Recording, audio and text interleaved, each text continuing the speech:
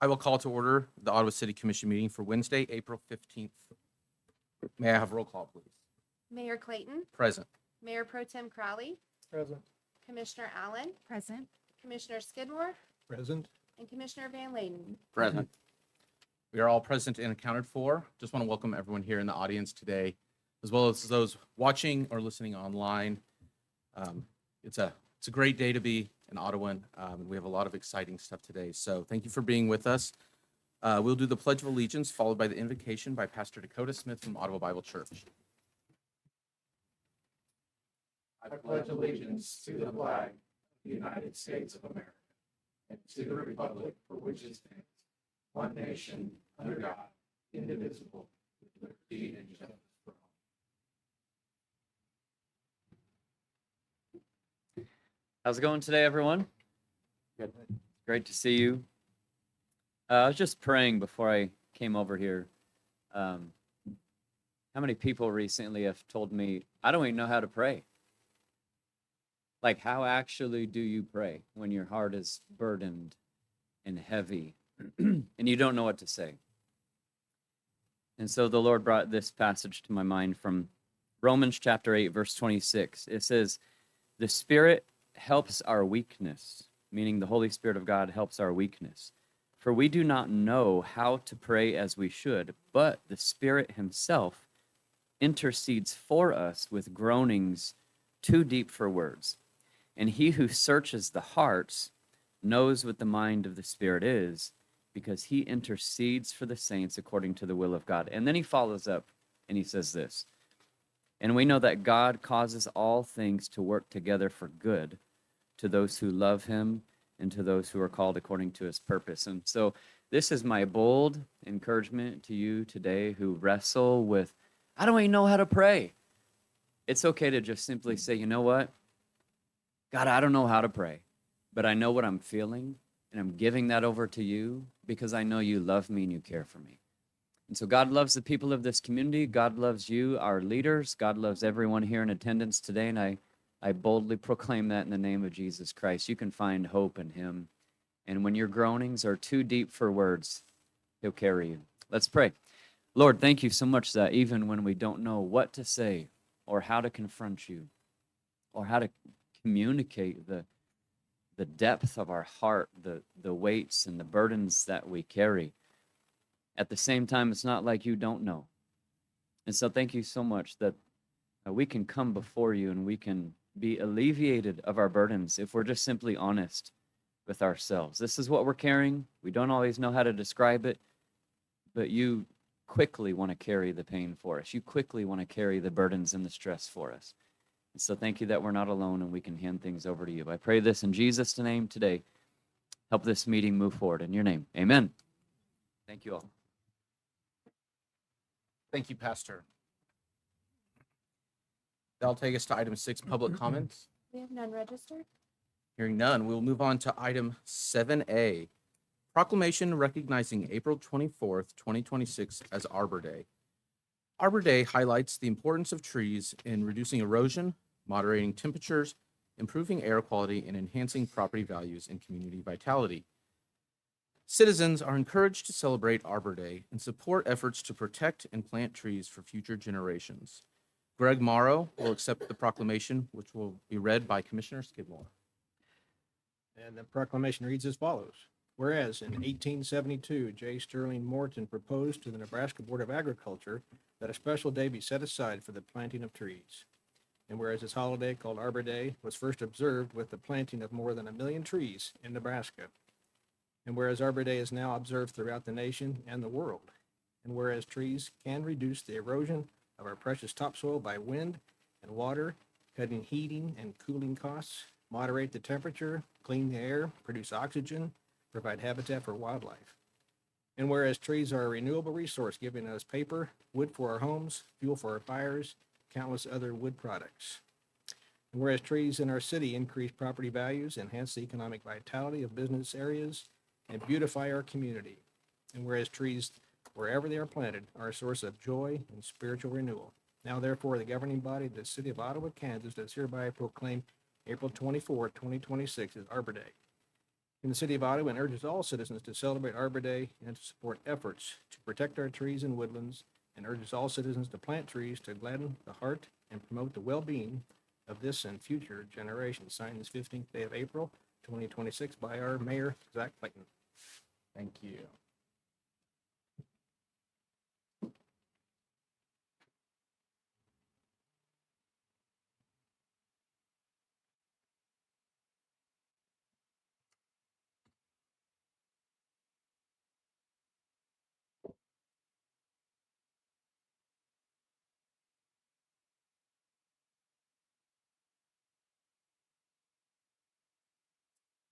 I was just gonna say real quick, if you don't mind, thank you for doing this. And Friday, April 24th at 10 a.m., we will be doing a planting in the front of Forest Park on the east side, basically just east of shelter number 9. So if you guys want to join, you're more than welcome to do so. Thank you. Thank you, Greg. I think today's a very fitting day to have an Arbor Day celebration. I know trees are on the agenda a lot today. So thank you for that, and thank you for all your staff does for our parks. That'll take us to item 7B, resolution declaring a state of local disaster emergency for City of Ottawa.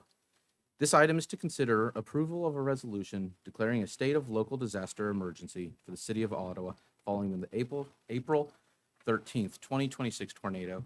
And City Attorney Finch will kind of highlight that. Good morning, Mr. Mayor, Commissioners, and wanted to take this opportunity to say thank you to everyone who's responded to the disaster that's befallen our community. And as Pastor Smith said earlier, we want to pray for all of those folks who've been affected. And I think we'll get a lot of updates from folks this morning. This is a resolution under state law and under the municipal code to declare a state of local disaster emergency here in Ottawa. We are currently under a declaration both at the state level and the county level. This will add the city's declaration to that list. That typically activates disaster response in the case of a state or county declaration. We have already been in a disaster response mode here in the city. And so this resolution is really more about adding the weight of your vote to the county and the state when it comes to asking for federal assistance for the area. As you know, massive cleanup is underway. FEMA has specific policies about how that cleanup happens, and a disaster declaration is often the underlying support that helps the city to be able to access the state and federal funds to help with disaster cleanup and taking care of folks here in the community. So this is not to exert any sort of new emergency powers or to add any legal or regulatory burden to what's already on the books. This is really about making sure that we send the message to the state and federal government that we need assistance and make sure that we access the maximum amount of funds to help folks. Awesome. Thank you for that and for kind of that clarity. And thank you to, Governor Kelly for her work and then the county as well on their vote. At this time, I just wanted to invite you guys, maybe we'll fight for who wants to go first, but Chief, if you want to come up, Scott, if you want to come up, DJ, if any of you guys would like to come up, kind of talk about the efforts that are going on, where we sit, how things have been going.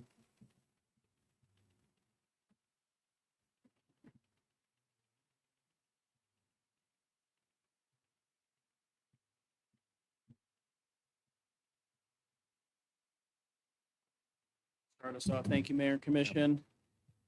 Give you a quick update on where we are regarding life safety and kind of community and traffic in there. But before we start out, just say a huge thanks to all of the first responders, and those include our utilities, public works, fire, administrative, community development. You name the department, I'm going to get them wrong, so I'm not going to list every single one. But what we've seen over the last week is an execution of planning that has been taking place over a series of years, coordinated and pushed in a positive manner by Franklin County Emergency Management. So at today's briefing, I had the opportunity to talk to one of the county commissioners and the county administrator because city staff was in the EOC while county staff was at their commission meeting, and just kind of thank them for that emergency management coordination and the function that's provided us. We are today where we are in our completion of the plans because of all of that work. So I'm so thankful for that support, and thanks for the teamwork that's taken from not only our city and county folks, but from all of our outside counties assisting us as well. And I know there'll be more time in the future to provide many of those thanks, but just know that we hear your support, we feel your support, and we're so thankful for the community rallying behind us, just like everyone else. It's been an amazing experience for sure. So here's where we are today.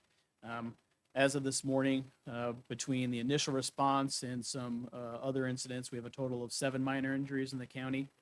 Most of those have occurred outside the city limits. During the initial storm, all of those people have been treated and released at local area medical facilities.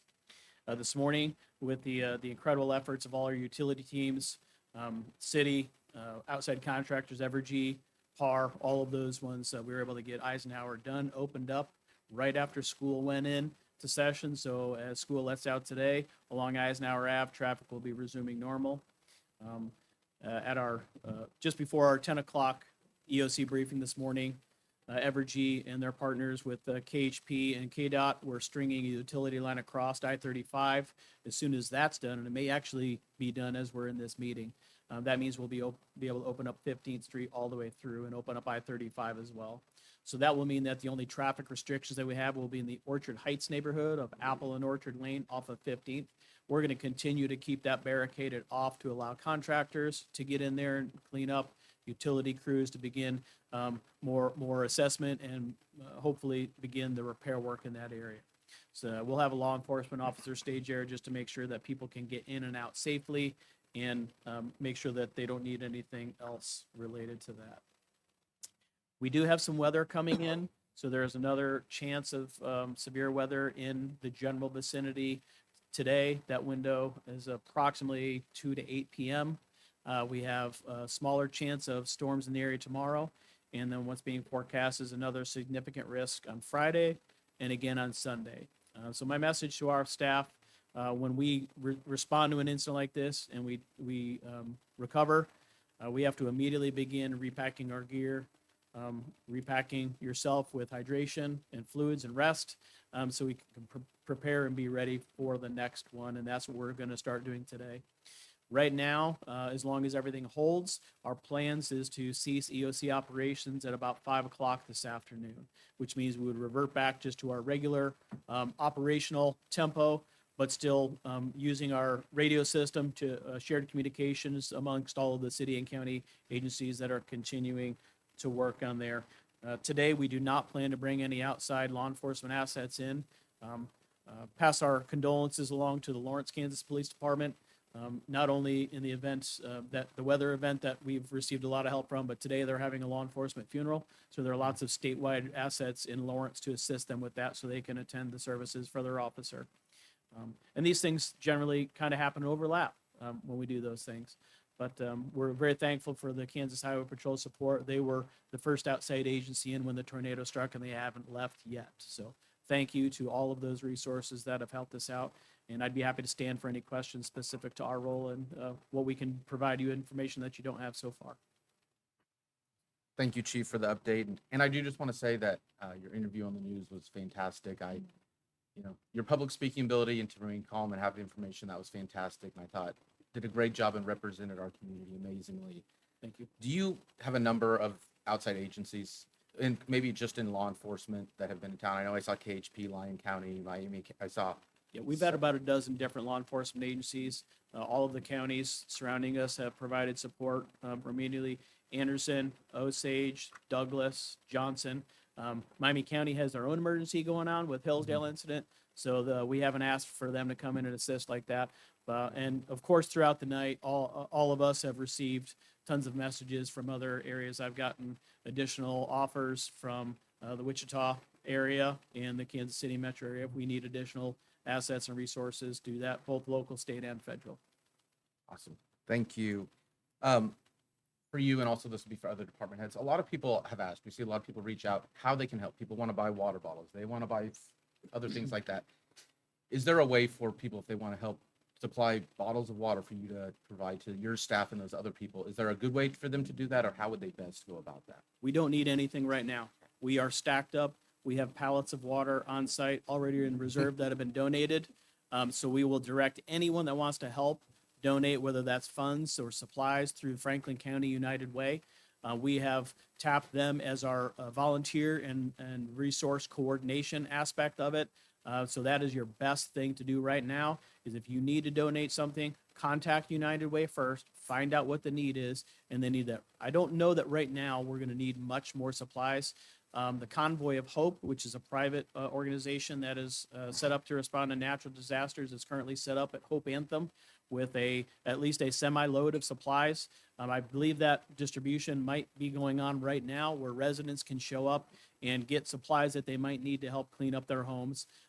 And we're directing those folks to those already established networks that can provide that much better than we can, a municipal government for sure. But for right now, we are hydrated, we are fed, and we are sheltered. We all are doing really good. Now it's time to help those that need a little bit more than we do. Thank you. Any other? Just about a month ago, Director Winter had an emergency response conference. We had a few of us there. I just was curious what we learned from that. And of course, you never know when we're going to need this kind of event or a need for it. The last tornado we had here, because it was 1888, I believe someone told me, hit Ottawa. What, I guess we will do a review of this, what we did, what we didn't do right. Later on, we'll get a report on that. We will. So after every major activation like that, we conduct what's called an after-action review, or an AAR. And as soon as we actually shut down the EOC operations, we'll begin to get a survey out to all of our partner agencies and get it scheduled up. At least from the city staff side of it, we've already begun taking notes for that after action, lessons learned about what went well, where we can make some improvements, and how we can plan and prepare to be ready for the next one. Obviously, sitting on that dais, the next one always will come. And for the last few years, there's been some type of a significant weather event, whether it's a flood or a windstorm or now a tornado. The same process works to respond and recover from all of those things. And that's the great thing about the Incident Command System, or ICS, is it really is a good system to use in any of these major natural disasters. And as demonstrated to where we are today with getting our community back to where we can actually drive and have majority have power, it speaks to the success of the ICS system and how we've implemented it in all city departments. Great, thank you. For that, do we ask those, you mentioned there's a dozen different law enforcement agencies that have helped us in some aspect. Do we distribute that as them as well and get their input, or is it just the agencies that are here all the time? During the event? We'll probably do it just with our locals. We can certainly reach out. They likely won't be in attendance, because when we bring those outside resources in, we generally give them assignments. So those out for us, for law enforcement, what they've been able to do is provide security at a traffic control point. And those are fairly stagnant. We're not having them roving. We did have some roving patrols on 17th Street for the first 2 days of the incident, just to monitor activity around US Pipe, Hope House, and T-Mobile. Just to make sure that nothing happened as far as theft or further trespassing concerns. But and we informally ask them when we check them out and when they sign out of our assignments, so we can track accountability if there's any unusual things that they've encountered. Honestly, most of us in law enforcement in the state of Kansas have responded to other communities and done this quite often. My agency has been to many communities across the state when that calls go out. Sometimes from the line level employee, it's like a little bit of an extra burden when you go out, but you learn so much in other communities bring back to make us better. And that's what we try to do with that. Thank you. Well, Okay. thank you to you and your staff, all the folks out. And, I yesterday had the privilege of driving through those barricades multiple times, and they were so friendly each time. And, it was a long day, sitting in their car, standing there, and not very exciting for them, but they all did it. They did a great job. So thank you to you guys and all those outside agencies. Thank you. Thank you.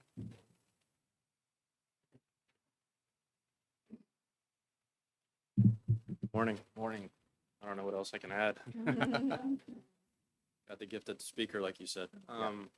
So from the fire side of things, the day of, we were mitigating a gas leak at US Pipe. That was the major thing. So I feel pretty fortunate that we had no entrapments or had to do any rescues or anything like that. There's minor injuries. Now today and yesterday, we've been doing evaluations of structures. So sometimes if you drive around, you're going to see a red tag on a building. That means that it was pretty much destroyed or inhabitable. So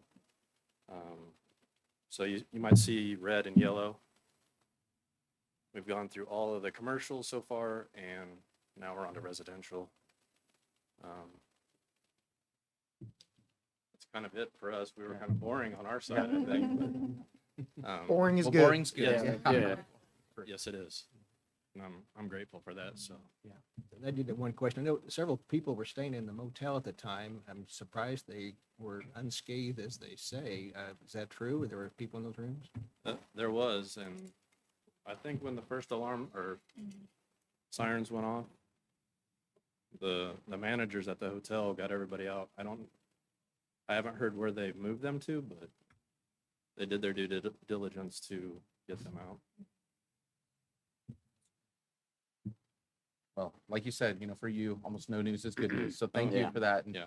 obviously your crew's supporting, the community as well and doing that and taking care of the gas leak, which could have been a concern, if you guys weren't able to get on top of it. So, Yeah, we had several calls for power lines and fire alarms, but that was mostly due to the power outages and stuff like that, so.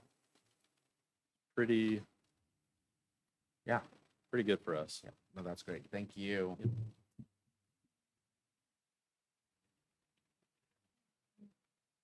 Part of the after action is what we've learned from this, I believe, is we don't let Adam go first anymore. So we'll keep that in the back of our mind. So, first off, the response from everybody in the entire city. I mean, not just your departments, but also the volunteers and the contractors that were coming out to help everything. The response was overwhelming. It is unbelievable to see the amount of things that were completed in a minimal amount of time from the damage that was done. It's unbelievable. I can't stand up here and just say thank yous enough to all of our staff, all of the staff that jumped in to help Public Works and to help the police and fire and the utilities. It's a well-oiled machine. With that being said, Public Works, where we're at, we began after all of the roads were closed off by the police and fire. We immediately began assessing what the damage was and how we were going to get everything picked up. So we reached out to Franklin County. Franklin County Public Works, they came in to assist us. They began working on the east side of town, or on the west side of town. We began working on the east side of town, and the idea is we're just going to meet in the middle. Well, clearly the west side of town didn't get as much damage as what the other side of town did. So we are still located out on the east side of town, cleaning all of that up, and probably will be there for the majority of today, if not even some of tomorrow. Once we leave that neighborhood at the Orchard Heights neighborhood, probably the majority of our staff is going to move over to Highland Cemetery. It was devastated as well in the disaster, but first and foremost, we got to get all the neighborhoods opened up to begin with. And then beyond that, the Franklin County Public Works, they're just going to continue moving their way east between 15th and 19th Street. And then once they meet up with us, they will also meet us right there at Highland Cemetery. So it'll be just an organized effort right there to just continue that cleanup. So thank you to all of the community that's dove in and helped clean up afterwards as well. For anybody that doesn't know, we do have the limb drop-off located there at Orlis Cox in the west parking lot. We ask that you put everything there. Only limbs, only trees, that type of stuff. We're not taking any type of debris from roof damage or shed damage, fence damage, anything like that, not at Orlis Cox.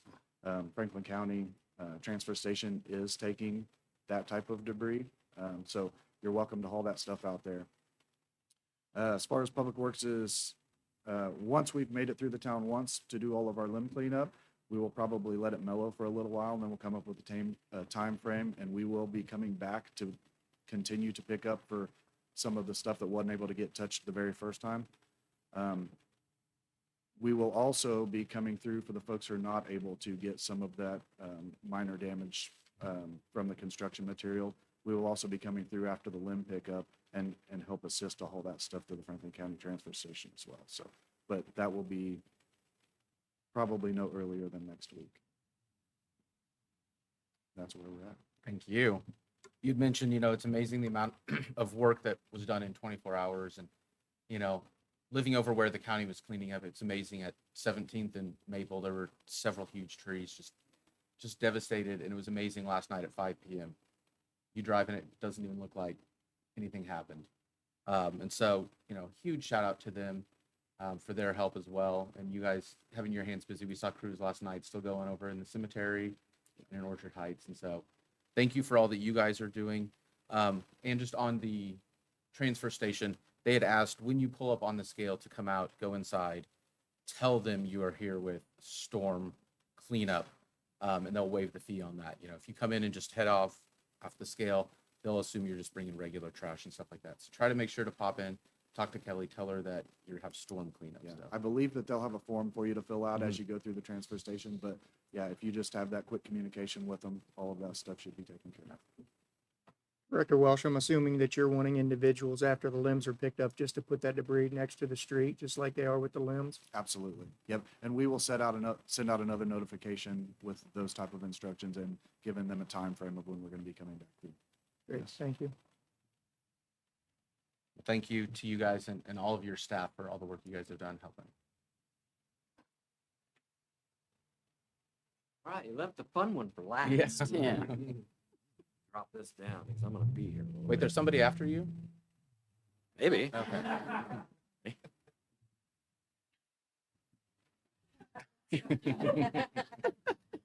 All right. Utility wise, I just want to give thanks to everybody like DJ did and the chiefs. I can't say enough about one, the organization and the folks that we have here working in the organization, and also the community. Fantastic community support throughout. During the event, we started off with approximately 11,000 citizens without power. After a first assessment, that first evening or whatever, we had about 85% of those folks back on. It's shocking to me that we did not have more of an impact infrastructure-wise than we did, but the parts that were impacted were really impacted. Skip forward to day 2 on the electric side. We had about 6 or 7 pockets within the community that was still without power. That number has been dropped to 3, with one of them, possibly 2 of them going online while we're here in this meeting. The other one is, of course, the Orchard Heights area. Rockwood Acres was put online last night and is holding. Everything's good. The main portion of Orchard Drive was inaccessible. So all of our power lines on the eastern piece of that by the cemetery, multiple poles were broken, lines down. The middle section running through Orchard Drive, and those areas were down, poles down. And then the far west side running down all the way from 18th Terrace or whatever, clear down to 15. Poles down. As you know, that's the main focus of the damage for the utility crews.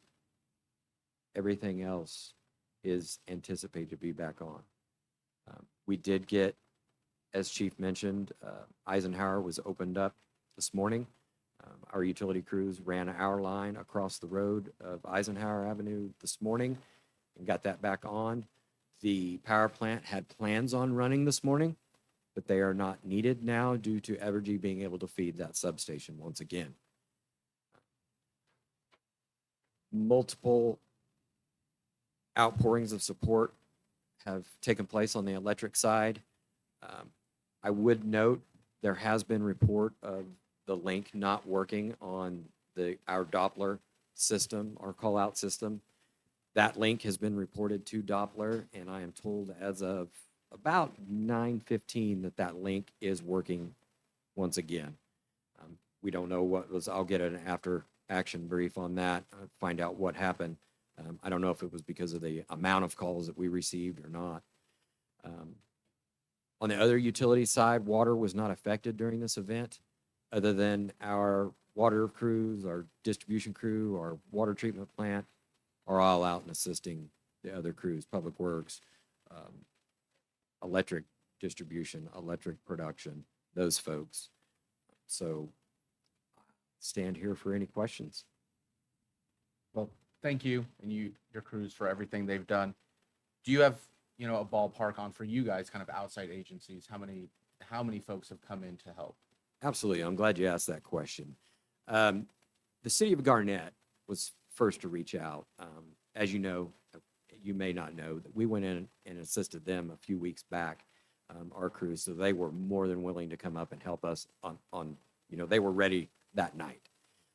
We reached out to KMU for our assistance, our mutual aid, and Gardner reached out to them and said that they would come and help us as well.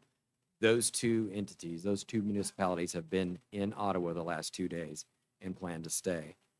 Today, we are getting reinforced help from KCBPU.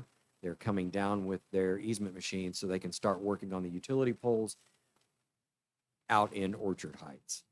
So cross your fingers that we will see a lot of infrastructure work being done in Orchard Heights today. The amount of debris that's removed from Orchard Heights from day 1 to day 2 to now is phenomenal. It does not look anything like it did during that night of the storm. Great, thank you. And then following up, just kind of on numbers, I know yesterday there's some photos shared of Eisenhower, and it's like there's 22 trucks, it looks like, ready there. Kind of across town, do you know how many poles, transformers, things of that kind of nature you guys have thrown in? I believe just on Eisenhower piece, there were 13. And I want to say within town, we're up to, I want to say 20. I would say probably around the 20 mark. And then that's not counting the East Evergy issue. Evergy is the main supplier of the Eisenhower feed, and their contractors, I think they had, I want to say 30 trucks out there on Eisenhower yesterday. And if you looked down on 15th, you would see that many, and not more, today trying to get that stretched across the road. So, yeah, A lot. a lot. Yeah. Director Sneeden, I know there's a call-in number for people to report outages. Did that work like it should? No, Oh, no, it did not. It was, and that's the link that I was talking about. Like it states that you enter this in and they'll give you a text back with a link. That link was not sent. The text back never took place. So our folks have already been in contact with Doppler, tried to find out why, and I will get a debrief as to what happened with that service. That, to my knowledge, was our number one complaint, and the fact that we were just overwhelmed with calls. I assume the call came in somehow and someone got the message. They just didn't get the text back. So it worked halfway, and at least the most important part was to report neighborhood outages. Or I did believe not? that is the That's case, what- yes. okay. I Yep. have to check on Yeah, that. we have a very, very long list of addresses that were out. Okay, yeah. All right, thanks. Director Sneeden, you said 11,000 of our neighbors were without power, Yes, sir. so 90% of our population. Yes, sir. And less than 40 hours later, 97% of our population is back on. Yes, sir. I am phenomenal. proud to say that. Thank you. Thank you to your crews and the crews that came here and helped us. Yeah, I can't say amazing enough, and I've said it a lot over the last few days. Well, again, I just want to thank you, all of you, department heads and your staff and everyone else. And do want to give the plug that there are several restaurants that have tabs open for all of your crews for the rest of this week as they go in and are working through any outside agencies, stuff like that. So there are some amazing community partners, and as has been mentioned, it's been amazing to see the community come together. Obviously our staff, but people outside of our staff. And I think sometimes, in government, counties and cities are kind of cats and dogs, so we're like siblings, and sometimes there's things, and it's amazing to see opportunity, times like this, and you come together when it matters. And so I think that was a huge testament to Franklin County, and I just want to say how much we support their help for all of our crews as well. Thank you. Thank you. And I know sometimes, I don't want to speak for all the city employees, but it's really easy sometimes to let the negative in and to see that and to feel that.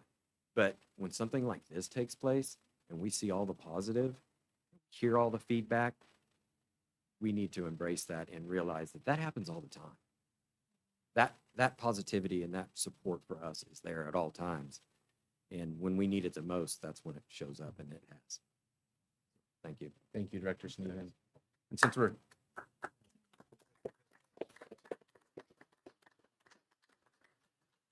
And since we're saving the best for last, I'll ask City Manager Thatcher, if you could touch on, as people are looking to maybe rebuild a shed or fix a shed or rebuild a fence, you know, we have a lot of work that is going to be done in terms of the contractors or homeowners doing work, and kind of what that looks like for these folks and how they should best go about some of those things.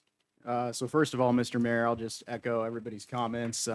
Wonderful response by the staff, emergency services, the county. They were on top of it instantly. And then shortly after, our utility crews and public works teams were really on top of this, we think, and able to get us going very rapidly. So I want to thank everybody for their support there. And it was a big difference maker. So on our inspection side, we spent kind of the day yesterday marking dangerous structures and just providing some safety measures for those folks.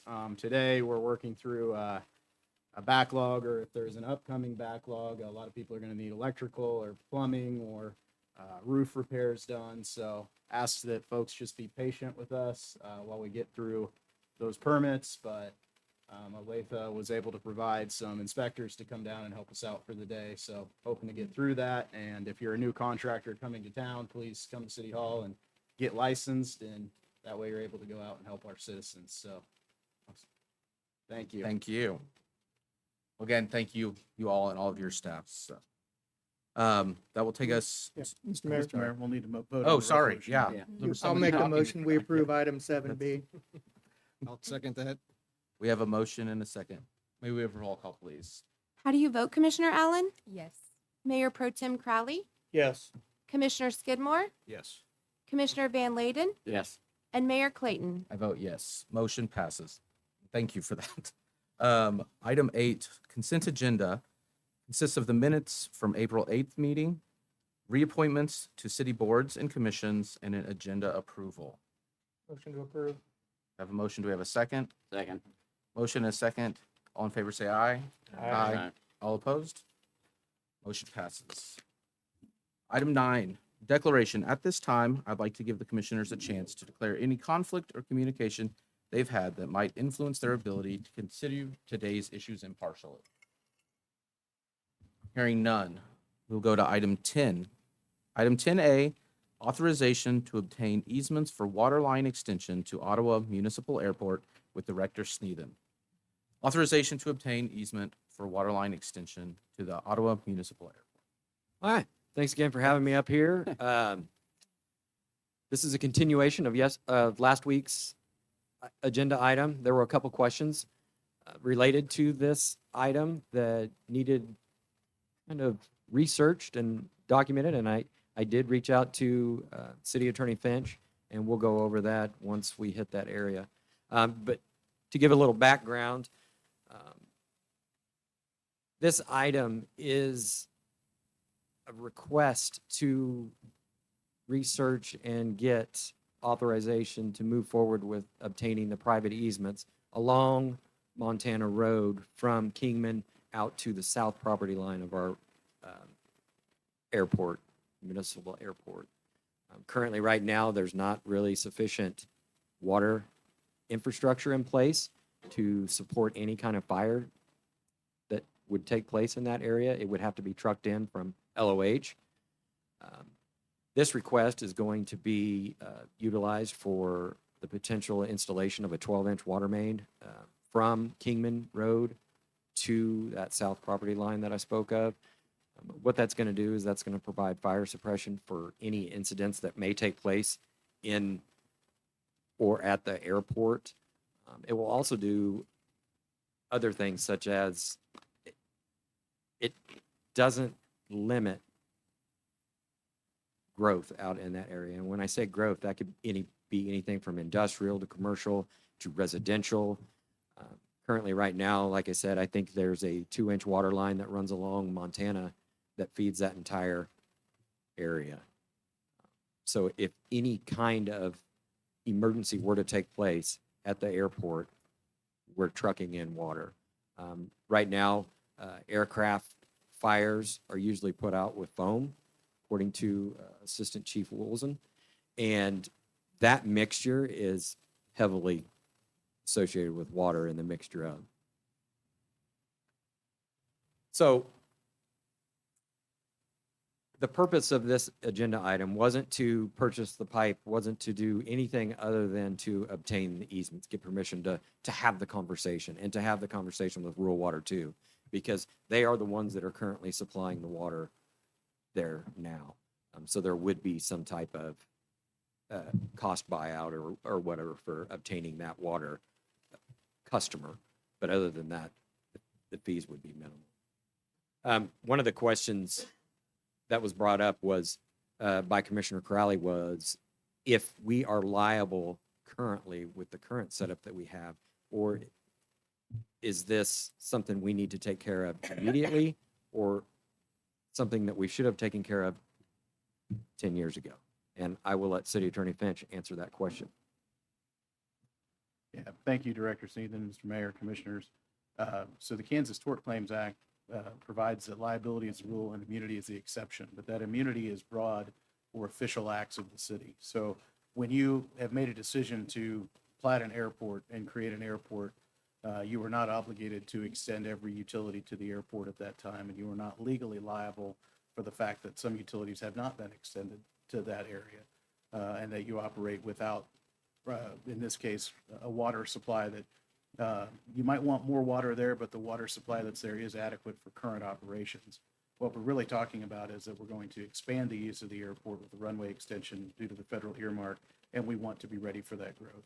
In addition, you have no liability when you're moving into an area into which the city's expanding, as it is to the south, and you don't have all those utility extensions there yet. So that's reasonable and foreseeable. It's going to take some time to get those extensions in, and this is part of that process.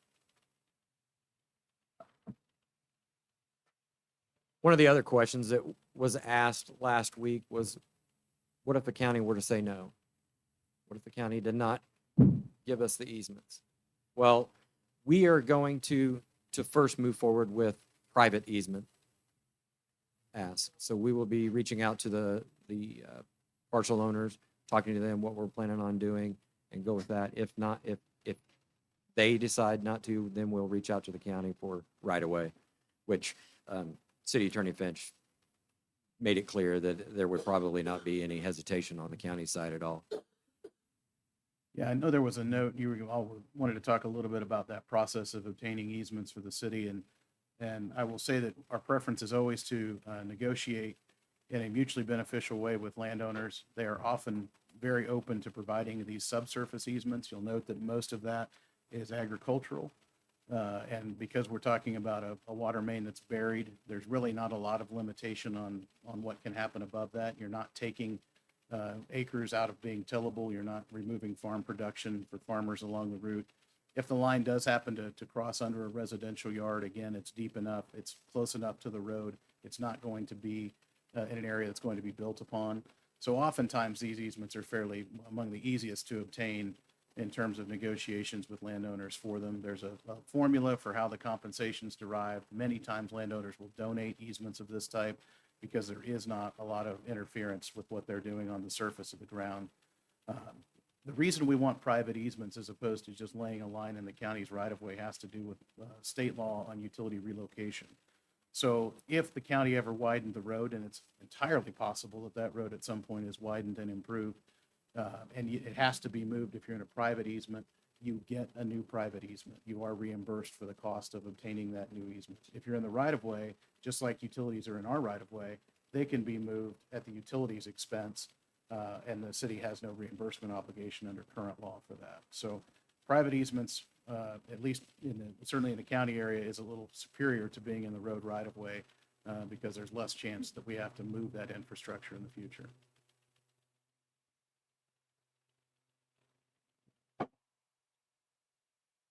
As City Attorney Finch talked, the financial considerations are minimal, usually on these types of requests. All could be eventually just waived for us. Legal considerations, we talked about the liability issues, and other than that, our recommendation is to, for authorization to have those conversations with those landowners and Rural Water 2 to start working out a plan for that, taking over that customer, which is the city of Ottawa, and providing our own water for that airport. Thank And I stand for questions if you have any. Well, I'm curious, is there any cost to what you're asking for today? I mean, seeking easements, is that, I don't know if there's a cost involved with title work or anything like that that we could spend before we make this decision for sure? I think in the past, the fees that were associated with the easements are $1 for the parcel. Is that correct, City Attorney Finch? So depending on what each individual landowner might say, there could be a cost to acquire the easement, there could be a cost to draft the easement. And by that, I mean, if a surveyor had to be retained, if we can't get an agreement that it's just the right to put a water line in the east 10 feet of, this parcel, and however the legal description goes. Typically on these easements, we'll check the title, but we won't do a full title report like you would if you were buying a fee simple interest in the property. We want to know who the owner is. We want to make sure we get all the owners to sign off on the easement.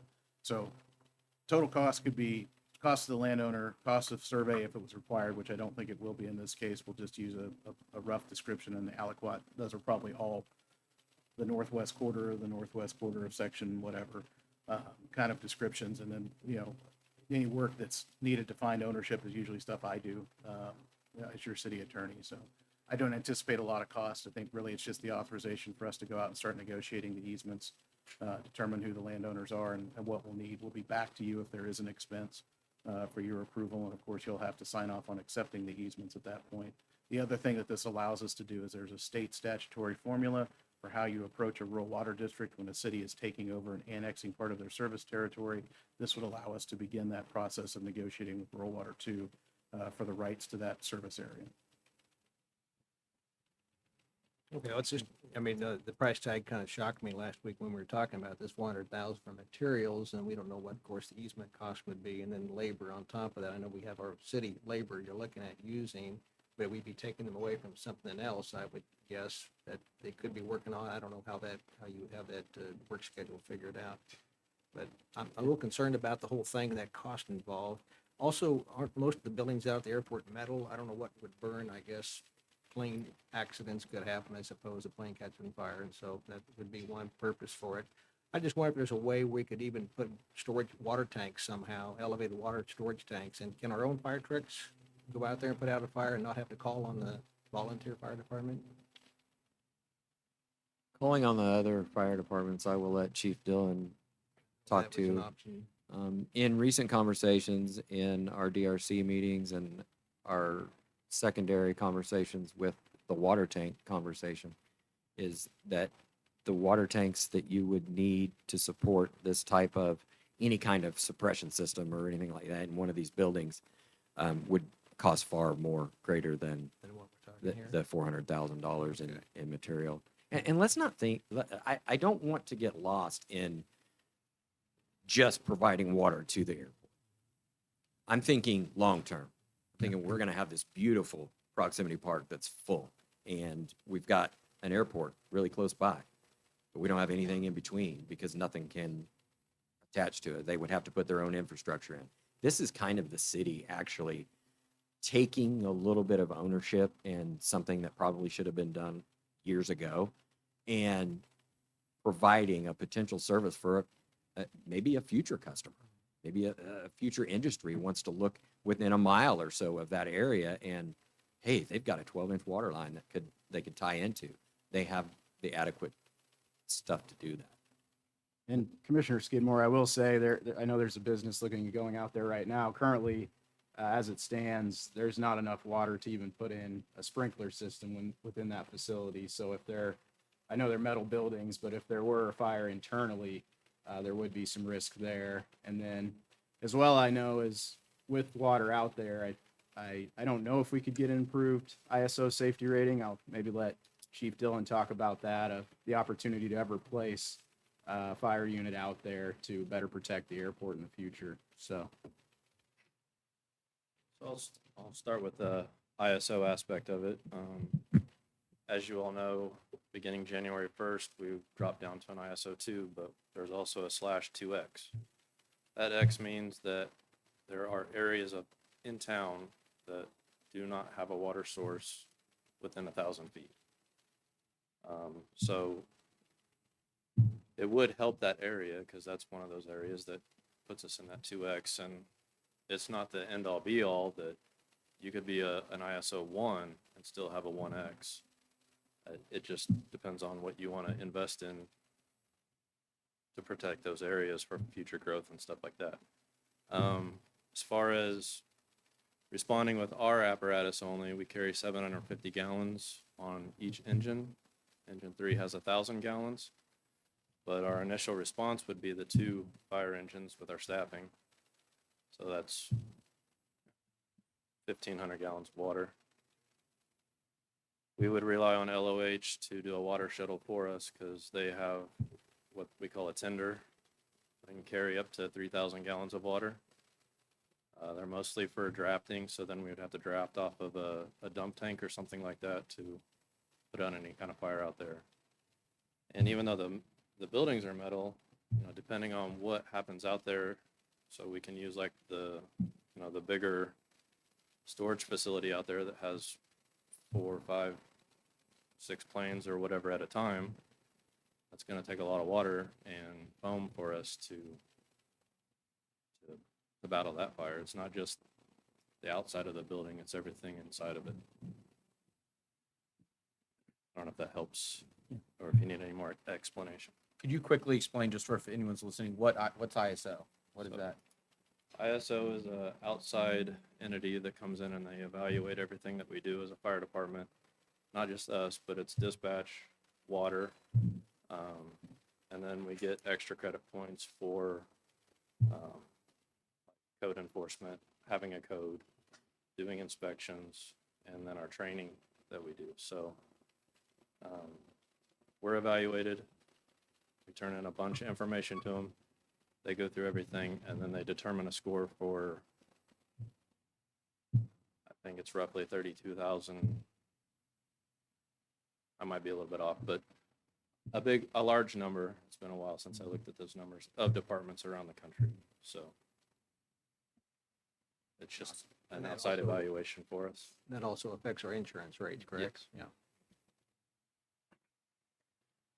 Well, Director Sneed, and I think it's important how you had mentioned, Montana Road there, if you come south of I-35, it's already paved around Proximity Park. They have that stretch to the airport.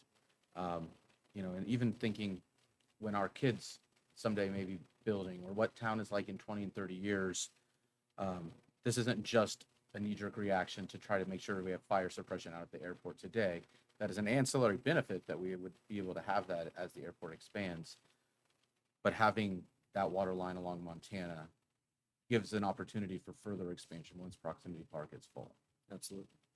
Director Sneeden, will your staff be boring or digging this line in? It would be Be a mixture of both, or? probably a mixture of both, but I would assume it would all be open cut because they can just rip and go because there's nothing on that side of the Montana Road currently. The smaller line is on the east side of the road, so we would be primarily on the west side. And staff is saying that they could, barring any issues, 2 weeks, 3 weeks, be done. And that's with installation of all 11,000 feet and all, I would say, I think 7 fire hydrants. And I know months ago when our city attorney was talking to us initially about Lightfield coming to Proximity Park, he talked about future expansion in that direction and the possibility of upwards of 1,600 acres, that could be purchased and developed. And if it's not now, it's then. We have to eventually put that infrastructure in for them or expand that infrastructure in for them if we want to be that utility for them. So Absolutely. Running that line, that 11,000 feet, opens up so much opportunity for others to come in and build. Because every road crossing, you can tee off. In the middle of a section, you can tee off. That water line size opens up a lot of opportunities for that area. And there are grant opportunities. Absolutely. We have one Right, in the queue Melissa? right now. Yep. Okay. That can make a difference. Commissioner, and I hopefully I we will would be- note too, we received $5 million from the state through our build grant. And so that allowed some of the Proximity Park sales tax money to not be spent on that. So this is an outflow of that sales tax that was voter approved for development south of Ottawa. And so this is not new money. This is not property tax money. Because we were able to receive those federal funds, we're able to backfill them and do more than we thought we could originally do. So this is actually a lower cost alternative because of the money we received from the ARPA funds.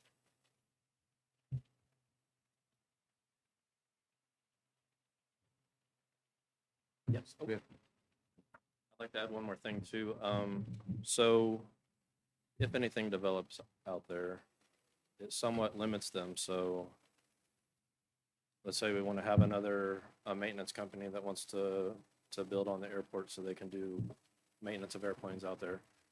If they don't have the proper suppression, if it requires it, then they would have to take other alternatives as far as they could do maintenance outside of the building. That could be challenging in our weather conditions in Kansas. So they could drain the jet fuel off before they do the maintenance. So it limits their ability to do certain maintenance functions out there as well. So, and I'm just using the airport as an example because of other looks of that location for maintenance type companies coming in. So. I think that's important to mention too. I'm not sure the exact date when the airport was built, but building codes are a little different today. So if something, the exact same thing were built today, it would likely require that fire suppression of those things in place. Absolutely. Any other questions for staff? Or with that, I would stand for a motion or any further discussion. Mr. Mayor, Yes. I move that we approve item 10A on the agenda.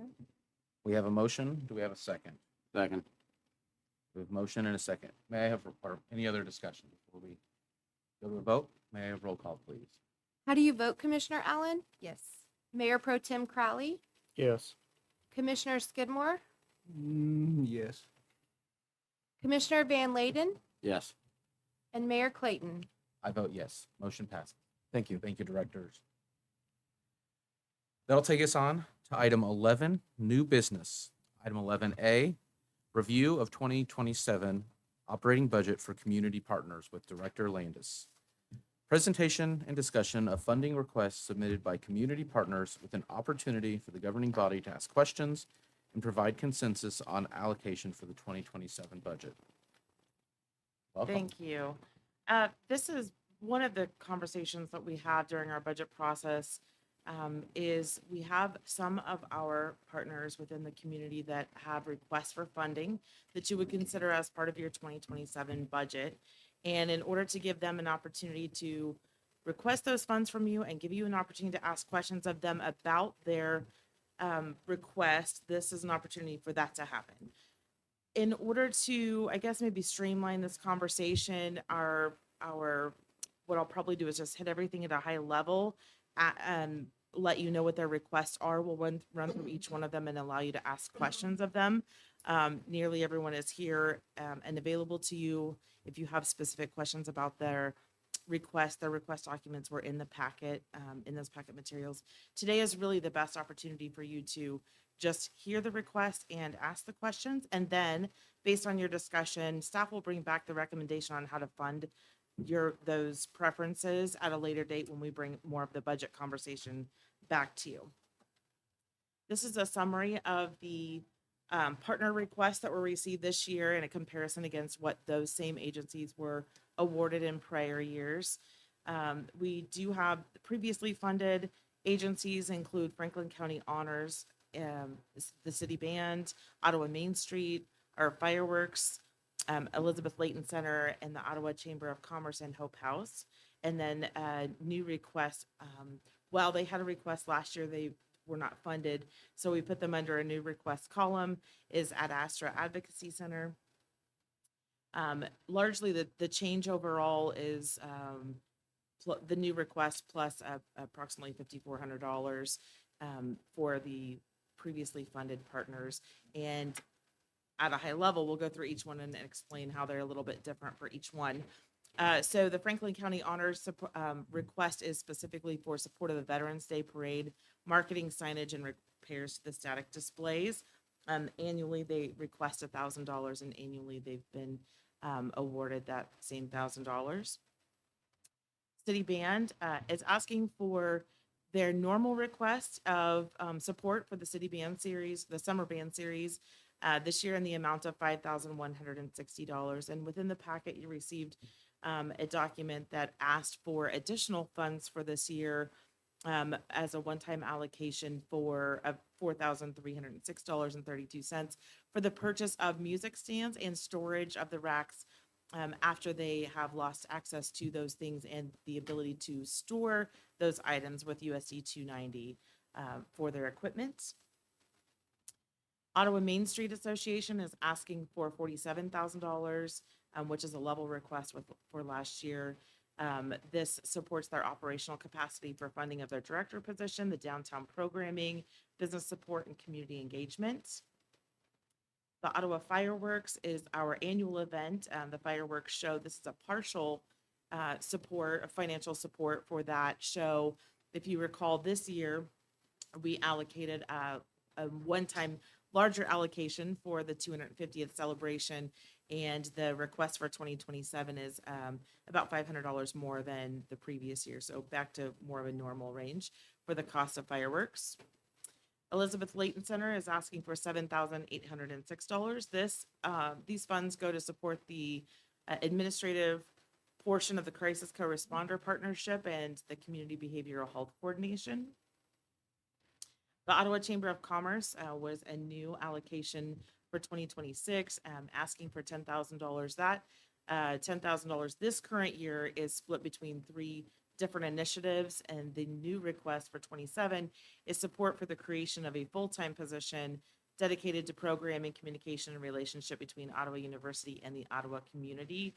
And this is only partial support for a full position with a total of $10,000.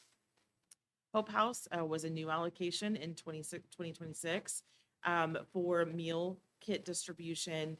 And this request is just slightly higher for 2027, also for meal kit distribution, serving approximately 250 households. Ad Astra Advocacy Center, their request for 2027 is $25,425, and that is for services for children and families, including forensic interviews, victim advocacy, and coordinated services. Again, this is just the summary table, and that was, as I said, a very high overview. All of the detail in their applications were included in the packet. They are here and available to you.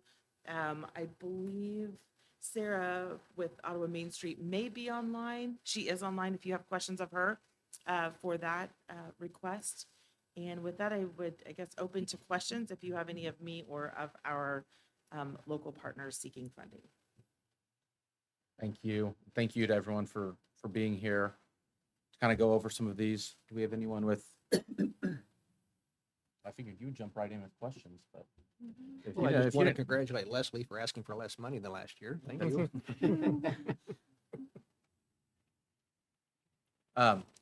Dr. Morty, would you want to talk about, I know you guys with the band, are purchasing a lot of stuff and some storage and stuff, and kind of touch, on that as well, if you would like.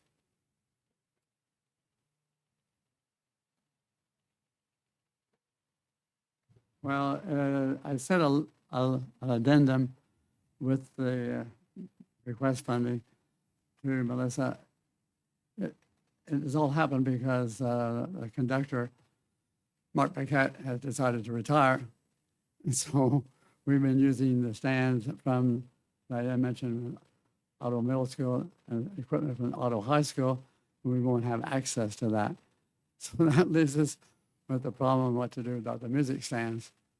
And we have some emergency money in our checking account, but once we order those stands, we're getting ready to order those, then that leaves us only about $400 or $500 left.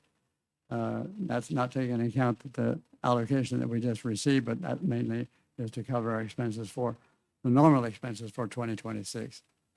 So we're just reaching out to the commission to see if there's any way we could have some additional support funding for those stands right now. Thank So- you. And I think that's, great testament to, show Pardon? that we were using, the school districts for Right. a long time. So We've this been, is- and even for the percussion, we've been using some equipment that belongs to Mr. Paquette. And in the future, we might not have, or some of that wears out. We have a problem long term, maybe Yeah. we're gonna have to replace some, because we've been borrowing a lot. It's in like, even to move the equipment, we're borrowing the truck from, the trailer from the school. And right now, we're gonna have to reach out to Noah White, son of the board member, Mr. White, to see if, I think he'd be willing to let use his truck with Mark's, a trailer with Mark's truck then to move when we have to move. Anything else? Anything we should- I mean, I'll answer any other questions you have. I think that was great. Just, Okay. want to say thank you, historically to the school district for letting us use their equipment and stuff, or you guys use their equipment. And so, just, So to clarify, you were borrowing the band director's equipment or USD 290's equipment?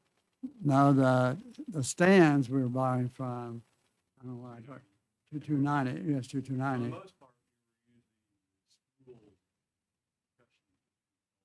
Yeah. Now we're not gonna have that access, but luckily, Mr. Paquette has most, if not all of them himself individually. We can use those. But in the future, if he decides he doesn't want to direct this anymore, then we may be up a creek without any protection. Purchasing some. Are you at liberty to divulge why the USD 290 is not allowing you to borrow anymore?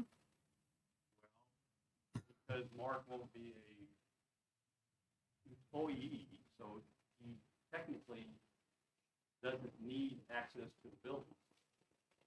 He's gonna ask if he can get access to the building so we can get the music, which some of the music is ours, but we let the school have it so that the school can use it for their concerts also.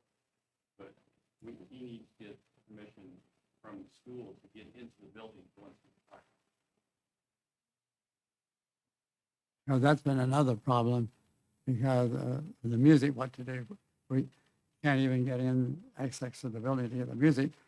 We have to remove all that and then find storage for the music. Is another problem we're facing. A number of challenges all of a sudden. And that conversation hasn't occurred between, We haven't heard from Mark whether he's been able to talk to me. The board recommended that he talk to Dr. Cobb about access, but he hasn't, I don't know whether, I just asked him again 2 days ago if he arranged a time to talk with him, and he hasn't. I haven't heard back, but I don't think he's been able to talk to him yet. I'd be really interested in hearing his response or his board's response. Yeah, I'd be curious what happened to, and then have you got a plan to store it Yeah, in once the they're purchased? past, Traditionally, either the high school director has been our director, but, and he's still going to be, but he's not going to be a member of USP tonight. So the concern is now that he's not an employee, maybe the partnership may not continue. Yes, that's exactly Not what. to the fullest Yeah. extent that it Yeah. had. But we don't know for sure without that conversation. Okay. My understanding, you've already purchased the stands, is that correct? Pardon? I'm sorry. Supposedly he has, we haven't been confirmed because our first rehearsal was in less than a month. Oh, okay. So we're gonna need, they don't come pre-assembled. So That's we're what- gonna have to assemble 60 stands. Yeah, so we're gonna buy them one way. That way we'll have them, they can be stored at OMA, which is where we have our concerts. Yeah, I asked Tiffany, she said she could find room for us to store the stands there. And the chairs are already at the OMA, so we use those chairs. So even if down the road, we do have one of their band directors, the conductor, he won't have to move the stands every week So can you remind me about how many shows you put on every year and roughly your attendance? How many what now? Shows you put on every year? Yeah, about 8, yeah. 150, something like that, I would say. 1,200 people. I'm assuming folks from out of town come to those shows? Yeah, we have people coming from the small towns in Franklin County. Yeah, they always look forward, they tell me, to the concerts. Have you guys attempted any fundraising on your own to raise the funds for these kind of things? We're considering having one of the concerts this season be a fundraiser. That idea just kind of popped up in the last week or two. We have a board meeting to talk about it. It sounds like a good idea to me. But we haven't had another board meeting. Do you know, and I know Tiffany's not here, but with OMA, previously they had a pit for a band. So I would assume that they had some stands. Do they have some stands? Would it make more sense maybe if you guys are always there and going to be inside for them to own the stands, but then they could use them for any programming as well as yourself? Or any conversations with Tiffany on that? Okay. Yeah. I think the acts that come in bring their own. Yeah. Mhm. I don't know.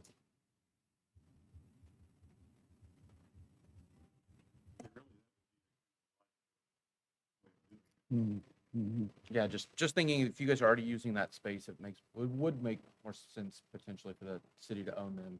You guys use them when you're in the building, and then if there's other, And then other acts. I'm not Yeah, sure if it there's any, with the Performing Arts Center now, I don't know if there's any high school band performances or things that they're used to be in there, but might be something to have a conversation with Tiffany about.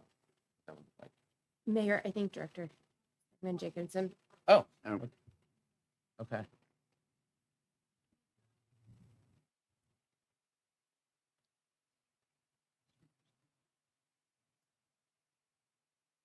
Tiffany indicated they only have one stand currently, and storage for the music is a possibility upstairs behind the spotlight room. That is an option. But this time, they only have one stand. Okay.